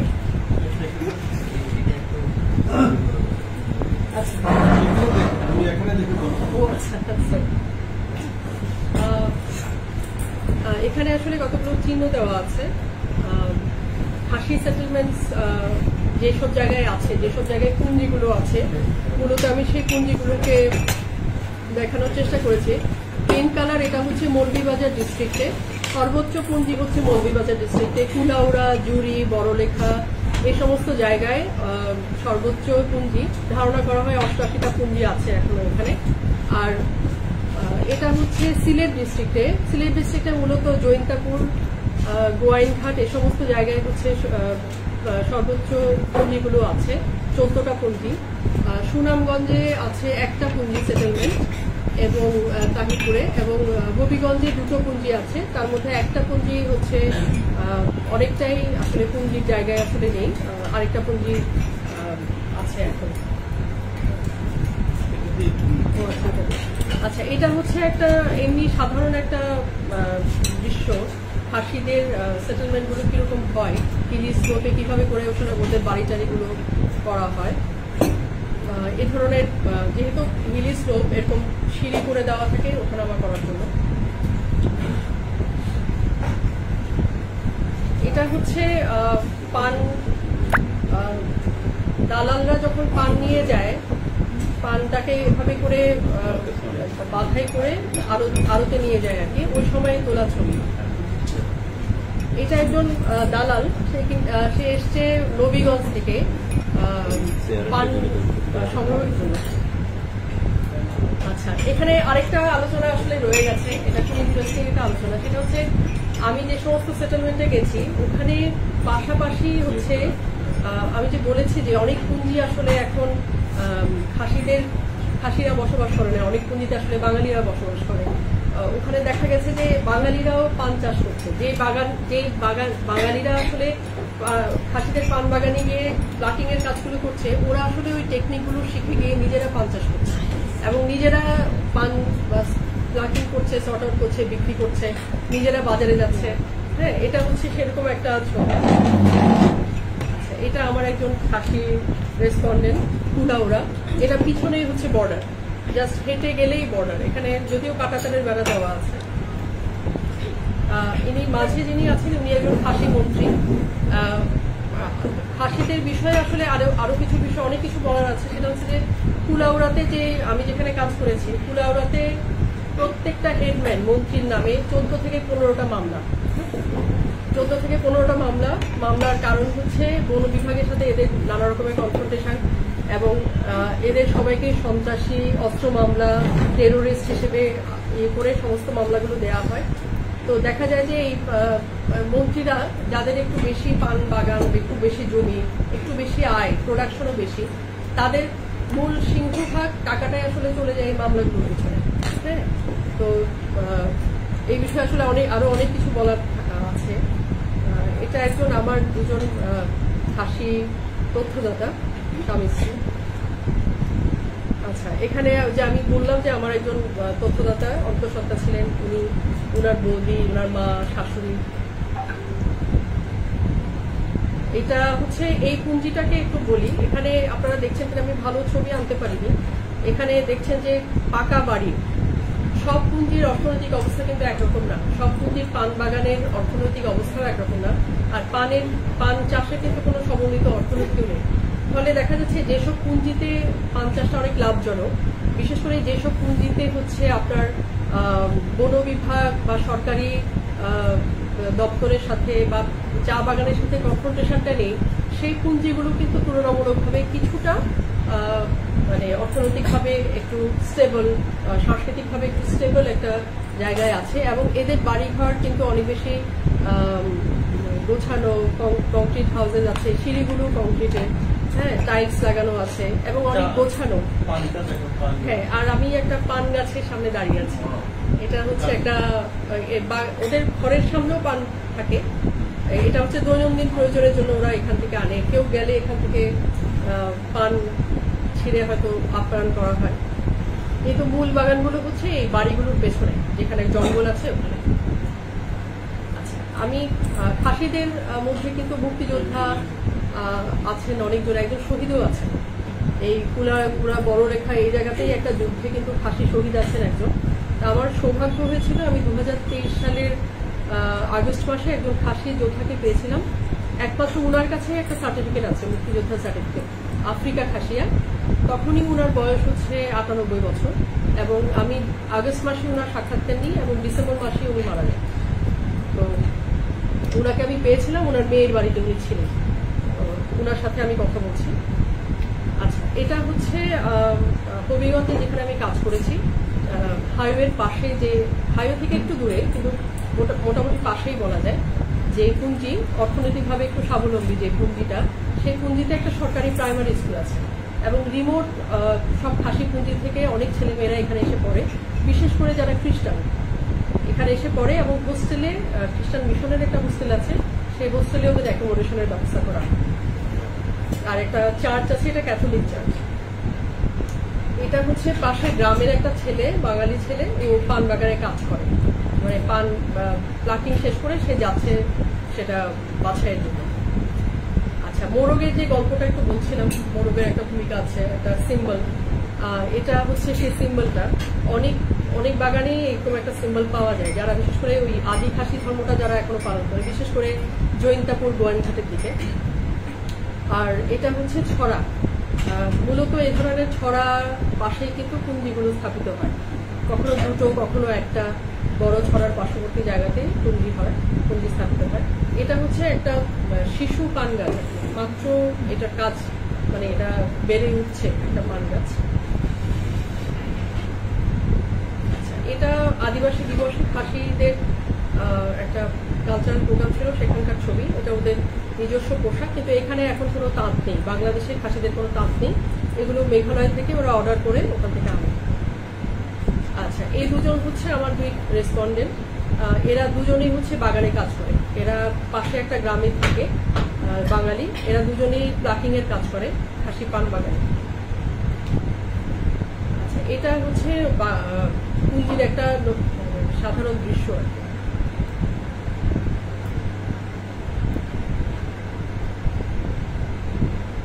আচ্ছা, এই ছবিটা এনেছি কারণ এটা নিয়ে আমি কিছু বলতে চাই। সেটা হচ্ছে 7-8 বছর আগেও এখানে কোনো কাঁটাতারের বেড়া ছিল না।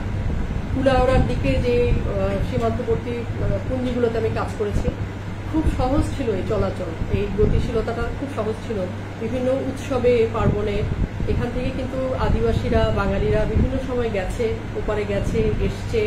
এক ধরনের সাংস্কৃতিক আদান প্রদান কিন্তু চলমান ছিল, এখন যেটা সম্ভব না। ওপারে যদিও খাসিদের কোনো গ্রাম নেই, ওদিকে হচ্ছে কুকি আর ত্রিপুরাদের বসত, কিন্তু বিভিন্ন পুজো আচ্ছাতে এরা যাওয়া আসা করতো, যাওয়া আসা একটা চলাচল ছিল।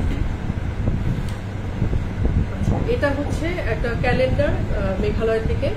এখন খাসিদের ভাষার, মনফেবো ভাষা তো কোনো লিপি নেই, তো ওখানে ওরা ইংরেজি অ্যালফাবেটে খাসি ভাষাটা লিখে, তো সেরকম একটা ক্যালেন্ডার আমি একটা খাসির বাড়িতে দেখতে পেয়েছি, অনেকগুলো বাড়িতেই ছিল, আমি সেটার একটা ছবি দিয়েছি। আচ্ছা, এখানে হচ্ছে বাঙালি দালাল এবং আড়তদাররা পানের হিসেব করছে, মানে কত বিরাতে কত টাকা, কে কত টাকা পাবে। হ্যাঁ, উনি একজন খাসি রেসপন্ডেন্ট। আমার পানগুলো এইভাবে করে নিয়ে যাওয়া হয়। ধন্যবাদ। এখানে আমি একটা শেষের দিকে আপনি যে ছবিগুলো দেখাইছেন তাদের যে স্ট্রাগল, এটা একটু বোঝা গেল। আমি ওটা এক্সপেক্ট করেছিলাম, কারণ 2020 সাল থেকে আমরা কিছুটা জড়িত ওদের অধিকার আদায়ের সঙ্গে। আপনারা জানেন যে বিশেষ করে লাউয়াছড়া এবং অন্যান্য জায়গায় আমাদের প্রথমে যে প্রবলেমটা হয় সেটা হচ্ছিল যে এই কবির ফ্যামিলি, যারা আহমেদুল কবির, তাদের কিছু আছে, চা বাগান আছে। সেই চা বাগানে প্রথমে একটা প্রবলেম হয় যে ওরা হাতি দিয়া বড় বড় গাছগুলা কেটে বের করে চা বাগান থেকে। এর ফলে খাসিয়াদের যে চা, তাদের যে পান পাতা, সেইগুলি বেয়ে ওঠার জন্য যে ধরনের লতাগুল্ম বা গাছ দরকার সেগুলি নষ্ট হয়ে যাচ্ছে, এবং অনেক খাসি পরিবার তাদের পান চাষটা নষ্ট হচ্ছে। ওই পুঞ্জিতে তখন আমরা গিয়েছিলাম, অনেকেই গিয়েছিলাম, কয়েকবার গিয়েছিলাম।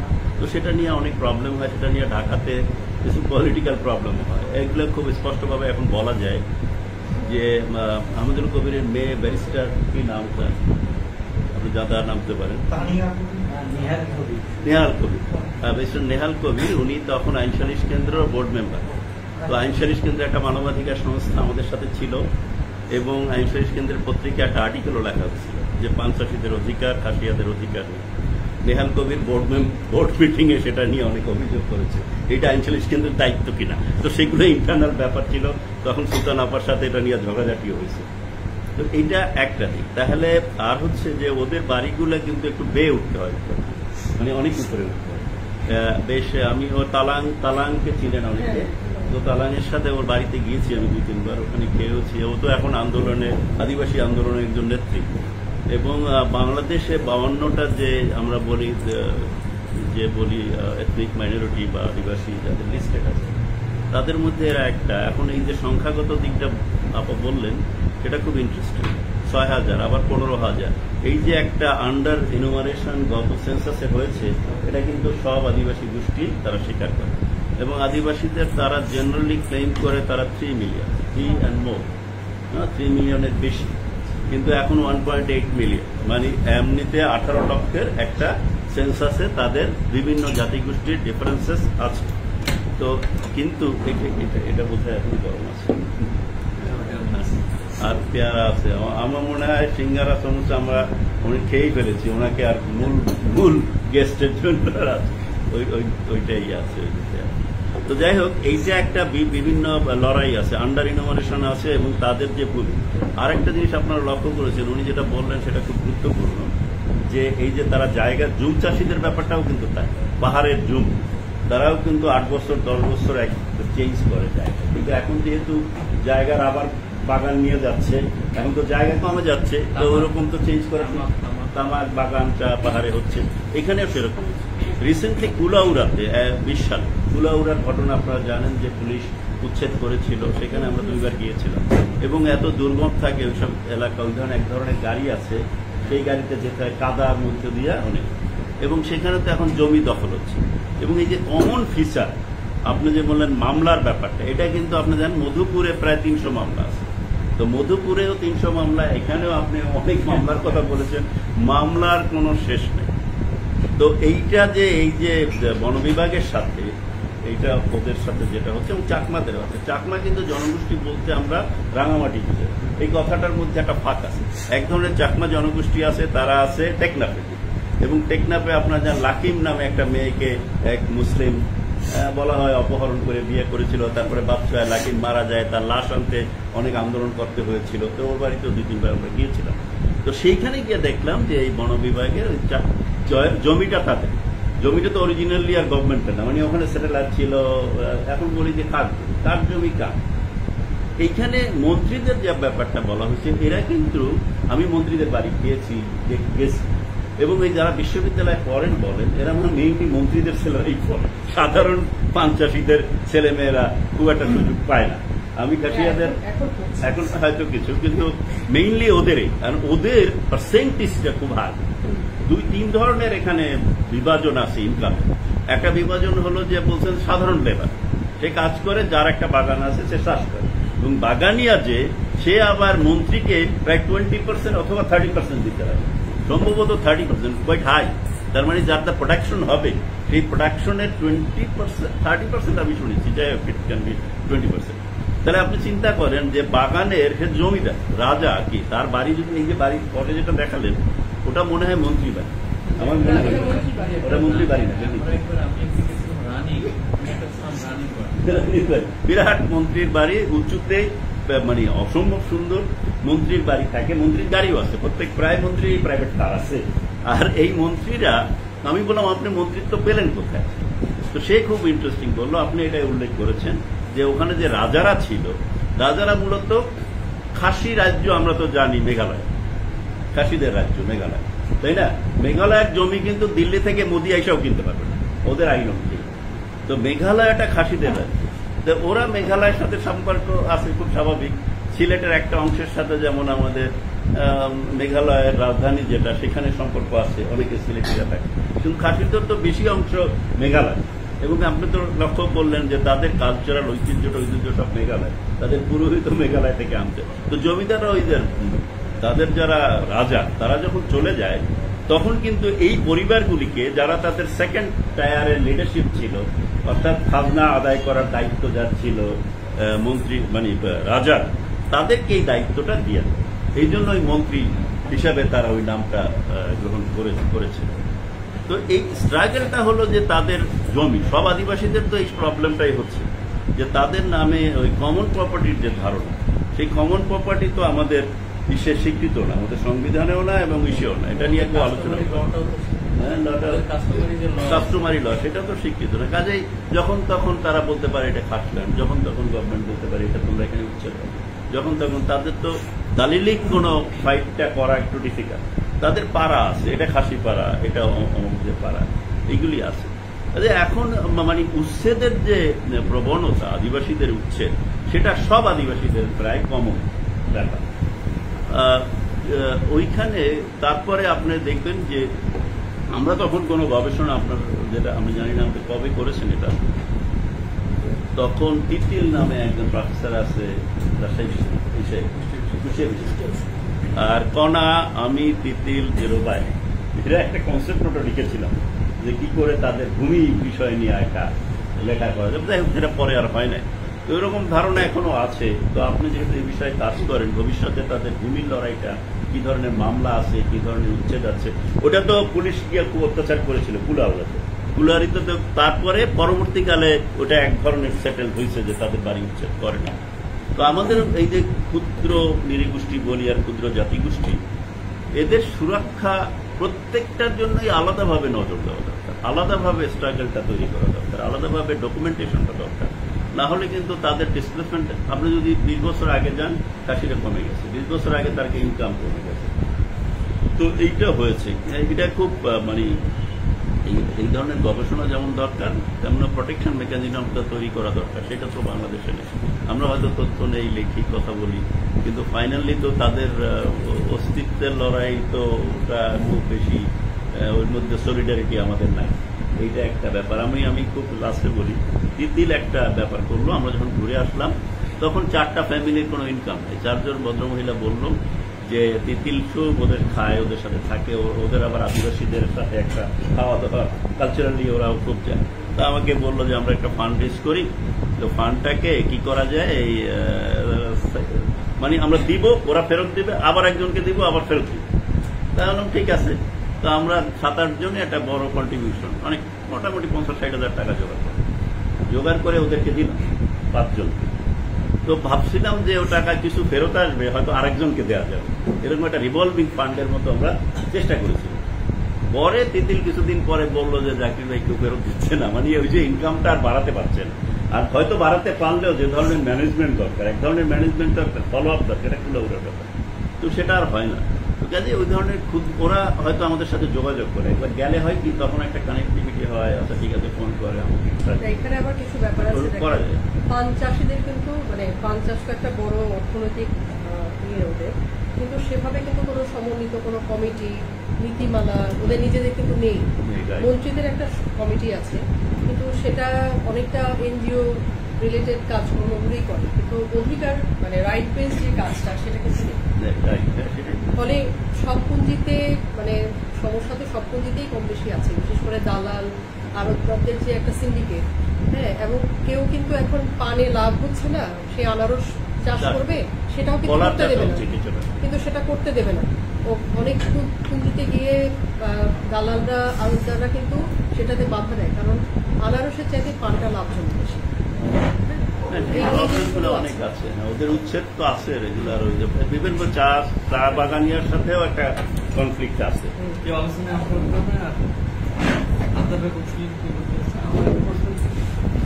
একটা না দুটো প্রশ্ন, এগুলো মেঘালয়ের সাথে যেহেতু খাসিদের একটা অংশ মেঘালয় এবং মেঘালয়ের যে নাগরিক সমাজ আছে তাদের সাথে এদের এখানকার খাসিদের নাগরিক সমাজের কোনো যোগাযোগ আছে, এটা একটা। আর হলো খাসি সমাজে যদিও পলিটিক্যাল ইকোনমির অনেক আলোচনায় এসেছে, ওখানকার ক্লাস কম্পোজিশনটা কি এখানকার খাসি সমাজ?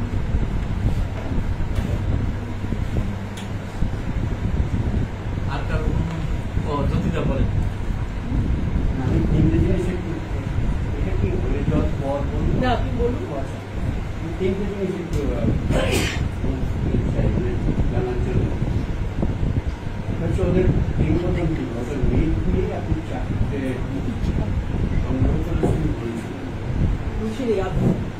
ওদের কিংবদন্তি বা ওদের মিট নিয়ে প্রাচীন খাসি সমাজে 4টে মিটের কথা বলেছিলেন, কিন্তু আপনি বলছেন 2টা, তিনটা বলেছি। এই 3টে কি আপনি ডিভোট করেছেন? না, আমি তো মূলত মিট নিয়ে কাজ করি। আমি সেই জন্যই ওদের পার্সপেক্টিভ থেকে বোঝাবুঝির জায়গায় ওদের মিটটা খুব গুরুত্বপূর্ণ। আমরা তো ইউরোপিয়ান বা বর্তমান, এটা তো একবার আমরা বললাম যে একটা করেছে তাদের দৃষ্টিভঙ্গি দিয়ে না, আমরা করতে চাই না। ওদের পয়েন্ট অফ ভিউ থেকে দেখতে গেলে ওদের মিটটাকে ডিকোড করা জরুরি, যাতে ওদের পার্সপেক্টিভ তা নাহলে এখন বাঙালি পার্সপেক্টিভ থেকে এটা হয়ে যাবে, তখন সেটা মিসম্যাচ হবে। 2 হচ্ছে ক্রিশ্চিয়ানিটি এখন 80%। ক্রিশ্চিয়ানিটি আসার পরে ওদের নারী এই সমাজের থেকে পুরুষতান্ত্রিকতা রয়েছে। আগে যেটা মাতৃসক্রিয় ছিল সেটা ক্রিশ্চিয়ানিটি আসার পরে কি পুরুষ সক্রিয়তা বর্তমান। আরেকটা হচ্ছে দুটো বিষয়, আরেকটা হচ্ছে যে খাসিয়ারা ব্রিটিশদের কাছে আলাদা হতে চেয়েছিল, থাকতে চেয়েছিল, মানে ওরা ইন্ডিয়া বা পাকিস্তানে যোগ দিতে চায়নি, আলাদা খাসিয়ারা এটা বলা যায় না, খাসিয়ারা। খাসিয়ারা ওখানে সব জায়গায় তাই ত্রিপুরারা মানে হচ্ছে ত্রিপুরা রাজা হচ্ছে প্রতিনিধিত্ব করে, কারণ ওটা ছিল রাজপথ। তারা ভারতের 750 এরকম করদ রাজ্য ছিল, তারা প্রত্যেকেই ওইভাবেই বলে, সেই জন্যই ওই রাজা বলা মানে খাসিয়ারা বলা, চাকমা রাজা বলা মানে চাকমারা বলা, সেই সময়কার ওরা তো যোগ দিতে পারেনি। তারপরে দুটো জায়গায় ভাগ হয়ে গেছে, কিন্তু ওদের জমি জায়গা সংক্রান্ত যে আগেকার ধারণা সেটা ওদের রয়ে গেছে। সুতরাং ওরা জানতো না যে এটা বন্ধুদের জমি, এখনো জানে। এদিকে বাংলাদেশ সরকার, পাকিস্তান সরকার এটাকে সরকারি জমি জমি করে, তার মানে ওরা বাংলাদেশ সরকার বা পাকিস্তান সরকার এই জমিটা তোমার সরকারিকরণ করে দিচ্ছে। তার মানে ওদেরকে থাকতে দিচ্ছে এখন পাহাড়ে। যখন দরকার হচ্ছে বাঙালি মস্তানদের কাছ থেকে 80,000 $10,000 $5,000 টাকা নিয়ে আসছে। মস্তান মানে দুই প্রকার, একটা হচ্ছে ব্যবসায়ী মস্তান, রাজনৈতিক মস্তান এবং বন বিভাগের মস্তান। তারপরে এই জমিটা নিয়ে একটা খেলা চলছে। সুতরাং ওদের পার্সপেক্টিভ থেকে যদি আমি না বুঝতে পারি, সুতরাং কখনো আমাদের এই আলোচনা বা আমাদের ব্যাখ্যা হয়তো অন্যদিকে ভুলে যাবে। তখন আমরা আজ থেকে 150 বছর আগে সাহেবরা যে কাজটা করছিল, আমরা বাঙালিরা একই কাজ করি। এইটুকু হচ্ছে আমার কথা। আর আমার দুটো প্রশ্ন আছে। একটা প্রশ্ন হলো দরবারের বাড়ির অন্তর্ভুক্ত থাকার ব্যাপারটা পাস হিসেবে গণ্য করা হয়, আপনি বললেন। প্রথম প্রশ্ন হলো এটা কেন মনে করা হয়? আর দ্বিতীয় প্রশ্নটা হলো যেহেতু আমরা মাতৃসূত্রীয় বলছি বা অনেক মাতৃতান্ত্রিক বলছি, তাহলে এই যে মাতৃসূত্রের সঙ্গে সেই যে পাপের যে ব্যাপারটা, এই যে একটা দূরত্ব, দুটো স্টেটমেন্টের সঙ্গে ক্ল্যাশ, এটা নিয়ে খাসিদের বোঝাপড়া কি, কিংবা আদৌ ওদের কোন বোঝাপড়া আছে? এটাই নিকট না করতে হবে, এটা বোঝা যাবে এখন। কারণ দরবার শব্দটা এদেশি শব্দ, দরবার শব্দটা পরে গেছে, সুতরাং এই শব্দটাও তারা গ্রহণ করেছে। তার মানে ওদের শব্দটা ছিল না সাহেবরা আসার পর আমাদের। কারণ আপনি ওখানে ওদের তো অস্ট্রেলিয়ায় যে যেটা বলছেন, অস্ট্রেলিয়া না, ওরা হচ্ছে যে অস্ট্রো-এশিয়াটিক, মানে ভাষার দিক থেকে। ভাষার ভিত্তিতে অস্ট্রিক, সেটাও একটা গবেষণার বিষয় যে ওটা কোনভাবে যোগাযোগ হয়েছিল।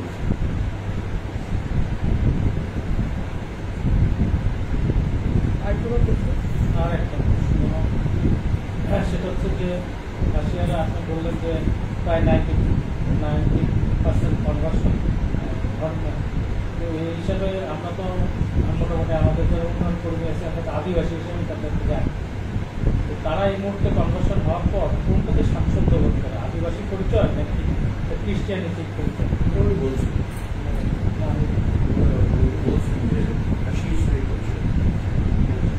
ভাষী হিসেবে পরিচয় দিতে স্বচ্ছন্দ বোধ করে, হ্যাঁ, সেটাই ওদের আসল পরিচয়। কিন্তু পাশাপাশি আমি তো আসলে উনি যেটা বলছিলেন যে খাসিদের পার্সপেক্টিভটা আমি দেখেছি কিনা, তো বিং এন অ্যানথ্রোপোলজিস্ট আমি আসলে অনেক বেশি নির্ভর করেছি খাসিদের বিভিন্ন কেস স্টাডিগুলো করে তাদের ভাবনাগুলোকেই কিন্তু আমি অনেক বেশি, তাদের ন্যারেটিভগুলোকেই আসলে আমি অনেক বেশি আলোচনাটাতে নিয়ে এসেছি। এখন কাঠামোগতভাবে আমাকে তো নৃবিজ্ঞানের একটা তাত্ত্বিক কাঠামো, কিছু মেথোডোলজির মধ্য দিয়ে যেতে হয়েছে, তো ফলে সবগুলো তো আর এখানে বলা সম্ভব না।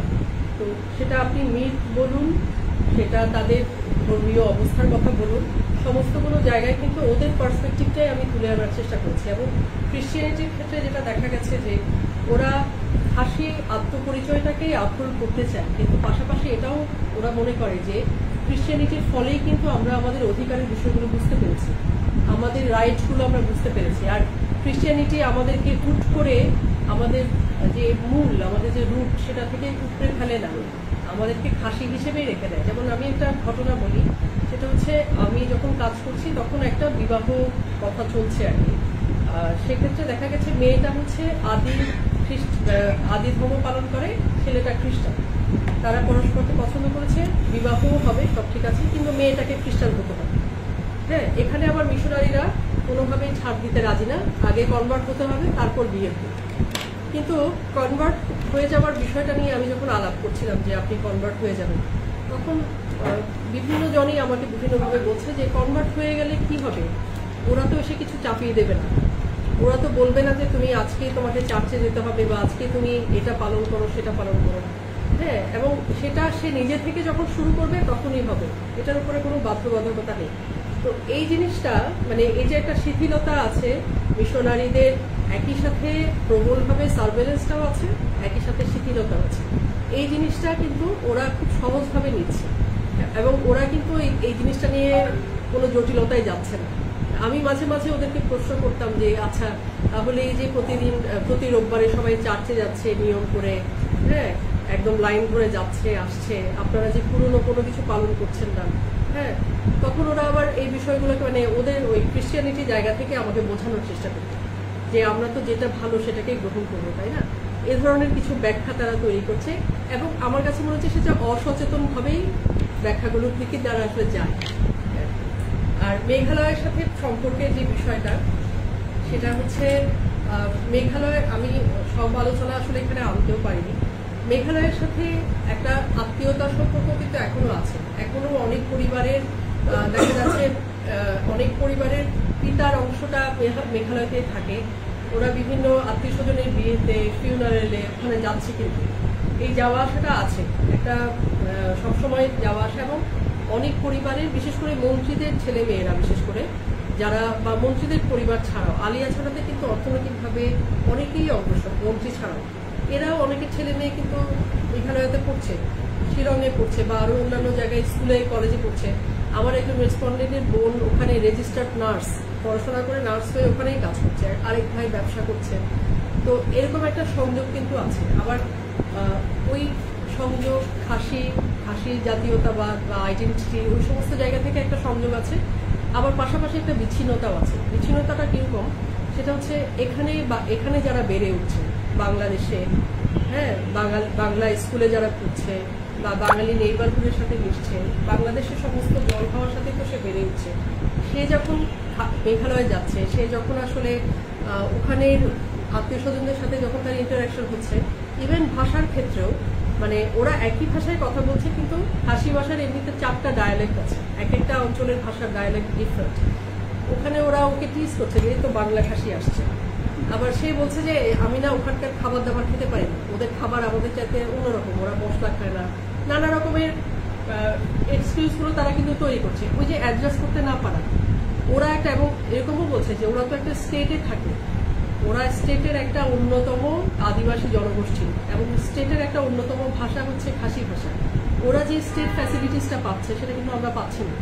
আমরা বাংলাদেশে খাসিরা শুধু পান চাষ করি, হ্যাঁ, আমরা এখানে আদিবাসীও না, আমরা এখানে ক্ষুদ্র নৃগোষ্ঠী, কিন্তু ওরা ওখানে ওদের ভাষা নিজেদের ভাষায় কথা বলছে, ওদের নিজেদের ভাষায় নাটক হচ্ছে, গান হচ্ছে, সিনেমা হচ্ছে, হ্যাঁ, সাংস্কৃতিক চর্চা হচ্ছে, যেটা আমরা দেখছি আসলে, হ্যাঁ, কিন্তু আমরা তো সেরকম করে আসলে ওদের সাথে কম্পিট করতে পারছি না। ফলে এখানে যারা বিশেষ করে মানে গত 30 বছরে যারা বেড়ে উঠছে, যারা ইয়াং জেনারেশন আপনাদের মতো যারা, তারা কিন্তু অনেকেই আসলে ওখানে গিয়ে অ্যাডজাস্ট করতে পারছে না।